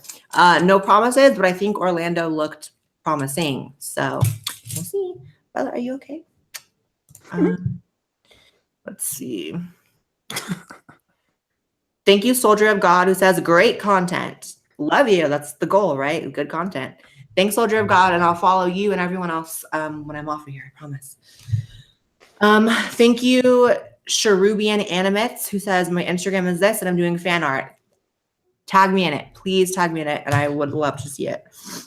Someone wants to draw you and I, like, making amends, like shaking hands, some kind of symbolic, like it's over art. Who wants to do that? Or me just shaking the strap on I was violated with in the other drawing. Or that, you know what I mean? And you with your hands on your hips proudly as I shake it. Someone's gonna draw that now, just so you know. Thank you, Dice R, who says, hey, Kansas doesn't hate you, Blaire. You're confusing us with Hollywood. Hollywood? I agree, Kansas doesn't hate me. Oh, right, because Hollywood's hardcore liberal, right? It's interesting being out here, like, when I meet someone and they know of, like, my online presence, like, the trans part of it, they're like, oh, my God, you're so great. Like, let's be friends. Like, let's do makeup and shop and meet my friend here in LA. We're so famous. And then, like, when they find out, like, the other videos I do, they're like, this fucking bitch. So. Wow. It's an interesting dichotomy. Let's see. Thank you, Enigma Popstar. Thank you, Sean Keevy. Thank you, the Ruben Flyer, who says, Blaire, Quadir Howard loves you and said on a live stream he would love to collab with you. I love Quadir Howard. If Quadir Howard is down to collab with me, I will do it. I will do any kind of, I will fly to Atlanta and film it with him in person. I'm messaging Quadir Howard, honey. That's what I'm going to do. Congrats. Thank you for telling me that.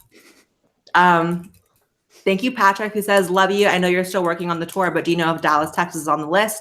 Honey, everyone asks about Dallas, so you know Dallas is on the list. Dallas came out very strong on the tour demand. So thank you, S. Lyle, who says, you're beautiful. Thank you. Thank you, Dre, who says, is Onision secretly attracted to you? I don't believe that's the case. My attraction is primarily based on personality. So if So yeah, no, not before this conversation, but I'm attracted to people just as like friends and stuff like that. Like, yeah. Right. No, no, let me be blunt. I'm not going to go beat off in the shower later to this or anything. So no, not in that sense. I might. Okay. Kidding. Thank you, Seamus McKenna, who says, Greg, show us your vegetarian body. I don't want to. Do I have to? Someone paid to see it, Greg. Okay, one sec. You want me to scream? Oh, shit. Shield your eyes, Bella. You're too This is my vegetarian body! Ah! Like that? You did it. Bury that. Okay, props to you. You're a good sport. You did it. Someone got their $5 worth. Holy shit.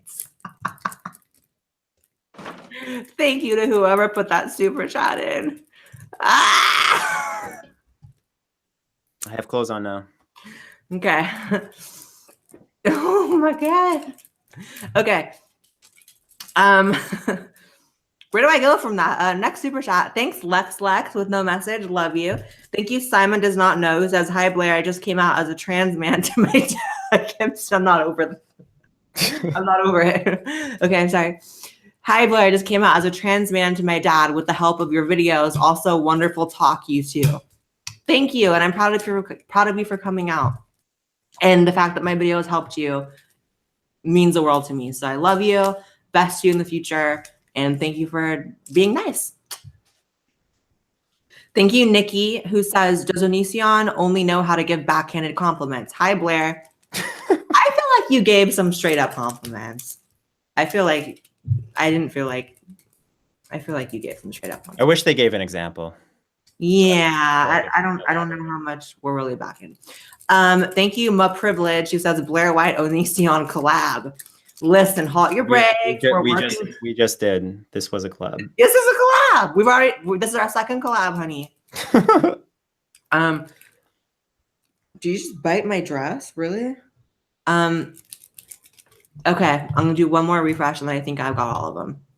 And I think it's a shorter refresh. Thanks, Megan, who says, great to see two civil people having conversation. Love you. Come to Scotland. I'd love to come to Scotland. Love you. Thank you, Arbeen, who says, Blaire, I love you. Beautiful. Love you too, Arbeen. Thank you, MH, who says, tell Greg to Google narcissism, narcissistic injury, and narcissistic rage. He's behaving in a very textbook way and should learn about himself. Yeah, I've been getting that a lot as of late. I haven't Googled it yet. I'll Google it right now. I feel like Googling conditions isn't the best thing to do, honey. Yeah, that's how people get messed up. I convince myself I have brain cancer every time I feel sick. Googling. Throat, narcissism, so forth. I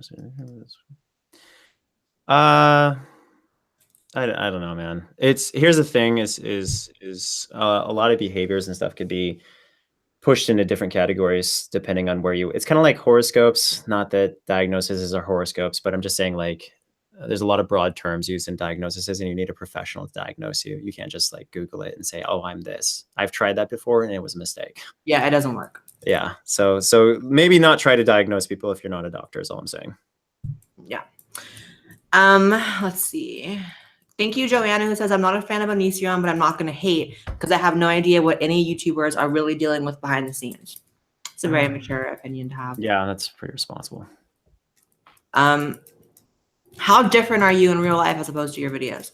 Like, how much does your personality change in real life as opposed to online? Is it the same, different? Just use this stream as a baseline. However I act in this, compare that to the videos, and that's the difference.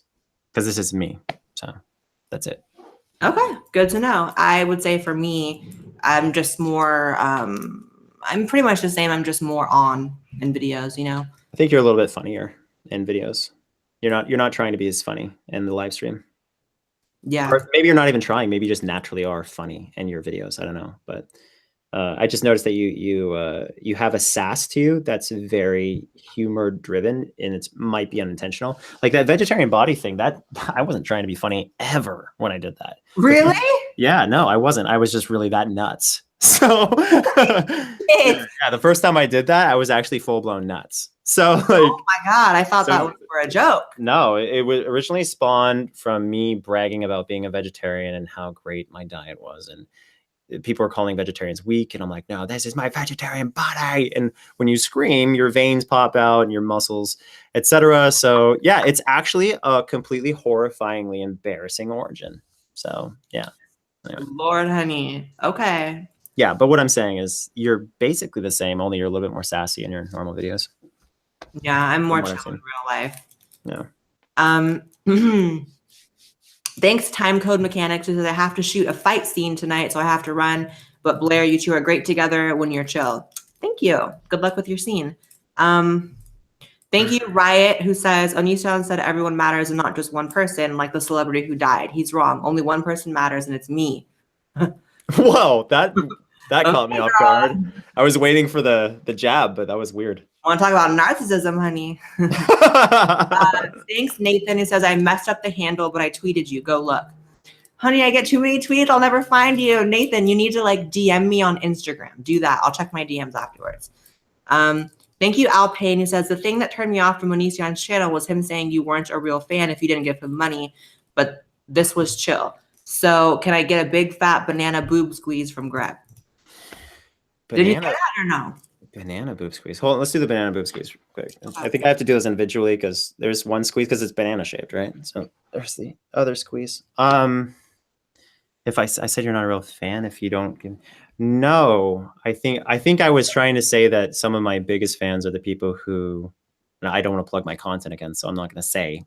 But no, I just thought that if you went above and beyond to help someone survive, that you cared about them more than the people who could do that but didn't. And I think that's all I was saying, and that's why I was prioritizing those people. All fans, all lives matter. All fans matter. They're all a big deal. I will say this. You're not a real fan to me if you don't give me money. No. Just kidding. I appreciate nice comments as well as cash. I appreciate everything. Yeah. You take nice comments in cash. You can pay me in compliments or cash. I take PayPal, Venmo, compliments. Thank you. Mia is great. Who says Blaire is an icon. Thank you. Thanks, Jaylee, or Brendan, who says, my name is Jaylee and I love you so much. Why is your name Brendan? I won't even ask, but I love you. Thank you, honey. Thank you, Jinx the Minx, who says Blaire is a ship. Now confirmed. God damn it. Let's not go there. Listen, we're finally on like decent footing. We ain't got to rush, honey. This is it's just that's fan art right there. Is a ship that has an angry facial expression. The Blaire. The Blaire ship. Blaire. Let's see. Thank you, Kaylee, who says, Blaire, I adore you. You really changed my view of Onision. Very cool to see him be a real person. That's good. If anyone wants to, it requires a very low self-esteem. It requires a lot of Jesus, that echo. I'm hearing a really bad echo on your end. There's an echo? Yeah, on your end. It's still there. Is it bad? It requires it's a lot of bad echo. I'm just saying, you have to be at a low point to realize the wrongs of your ways and so forth. Mm-hmm. Yeah. So it's not fun for me, but I'm glad you appreciate it. Is there still a bad echo? Just curious. It's fine. I just won't talk. Okay. Thanks, Robert, who says Onision is making mature statements? ? Thanks, AJ, who says the video mocking Eugenia was disgusting. Thanks, Dre, who says, girl, come to Minnesota or I'll cry. Please do not cry, but I will try. That rhymes.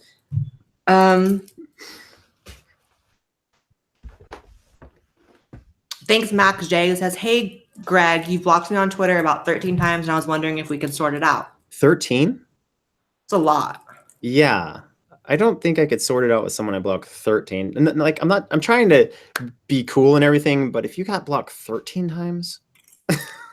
Yeah, I agree. There are certain people, like, people are like, if you block someone, you're a coward. And sometimes that's the case. If someone tells you something and just proves you wrong and you're like, shit, I got to block them, then you're being a coward. But there are some people that, like, I don't know, if you're tweeting me, like, a wiener 13. pic every day, I'm gonna block you. If you said 3, I would have been fine, but 13. 13 is a lot. Thank you, Yo Master, who says Blaire has a 42-inch ass. I don't. That sounds really large, and I'm not there. I'm actually been working out lately, so I'm not big like that. Thank you, Wolfgang, who says, hey, Onision, I have a money-making idea for you. Have sperm banks pay you to not donate to them. Okay. That was sick. I would if I could. Thank you, the Skeleton Goth, who says, I wanted to apologize to Greg for everything I've said to him on his social media. I'm going to subscribe to his channels again. Thank you for giving That's it. nice. That's nice. It was nice. I'm really shocked by the damn end of this video. Like the output, not the output, the outcome was very shocking to me. I thought like, you know, even if it was more on the civil end, that people would still be very like rigidly like anti you, but it sounds like some people are changing their minds. So that's cool. Yeah, well, I'm all fucked up in the head, so I can't really appreciate Same. it. I think I'm a woman. So let's see. Acacia Damsel, who says, can we see the outfit you're wearing, Blaire? I would stand up and show you the full outfit, but Bella is on my lap and she is sleeping, so I don't want to wake her up. I think we got everything. I think we're good. I think that is it for the super chats. I think that's it for this conversation. I thank you for coming on and being cool, because I responded in kind and everything was cool. So yeah, I'm very happy with everything. Thank you. Yeah, it's awesome. So thank you for everyone for tuning in. Follow me on Instagram, Twitter, everything else like that. Follow Onision as well. I will plug Onision. And see everyone later. Bye, guys.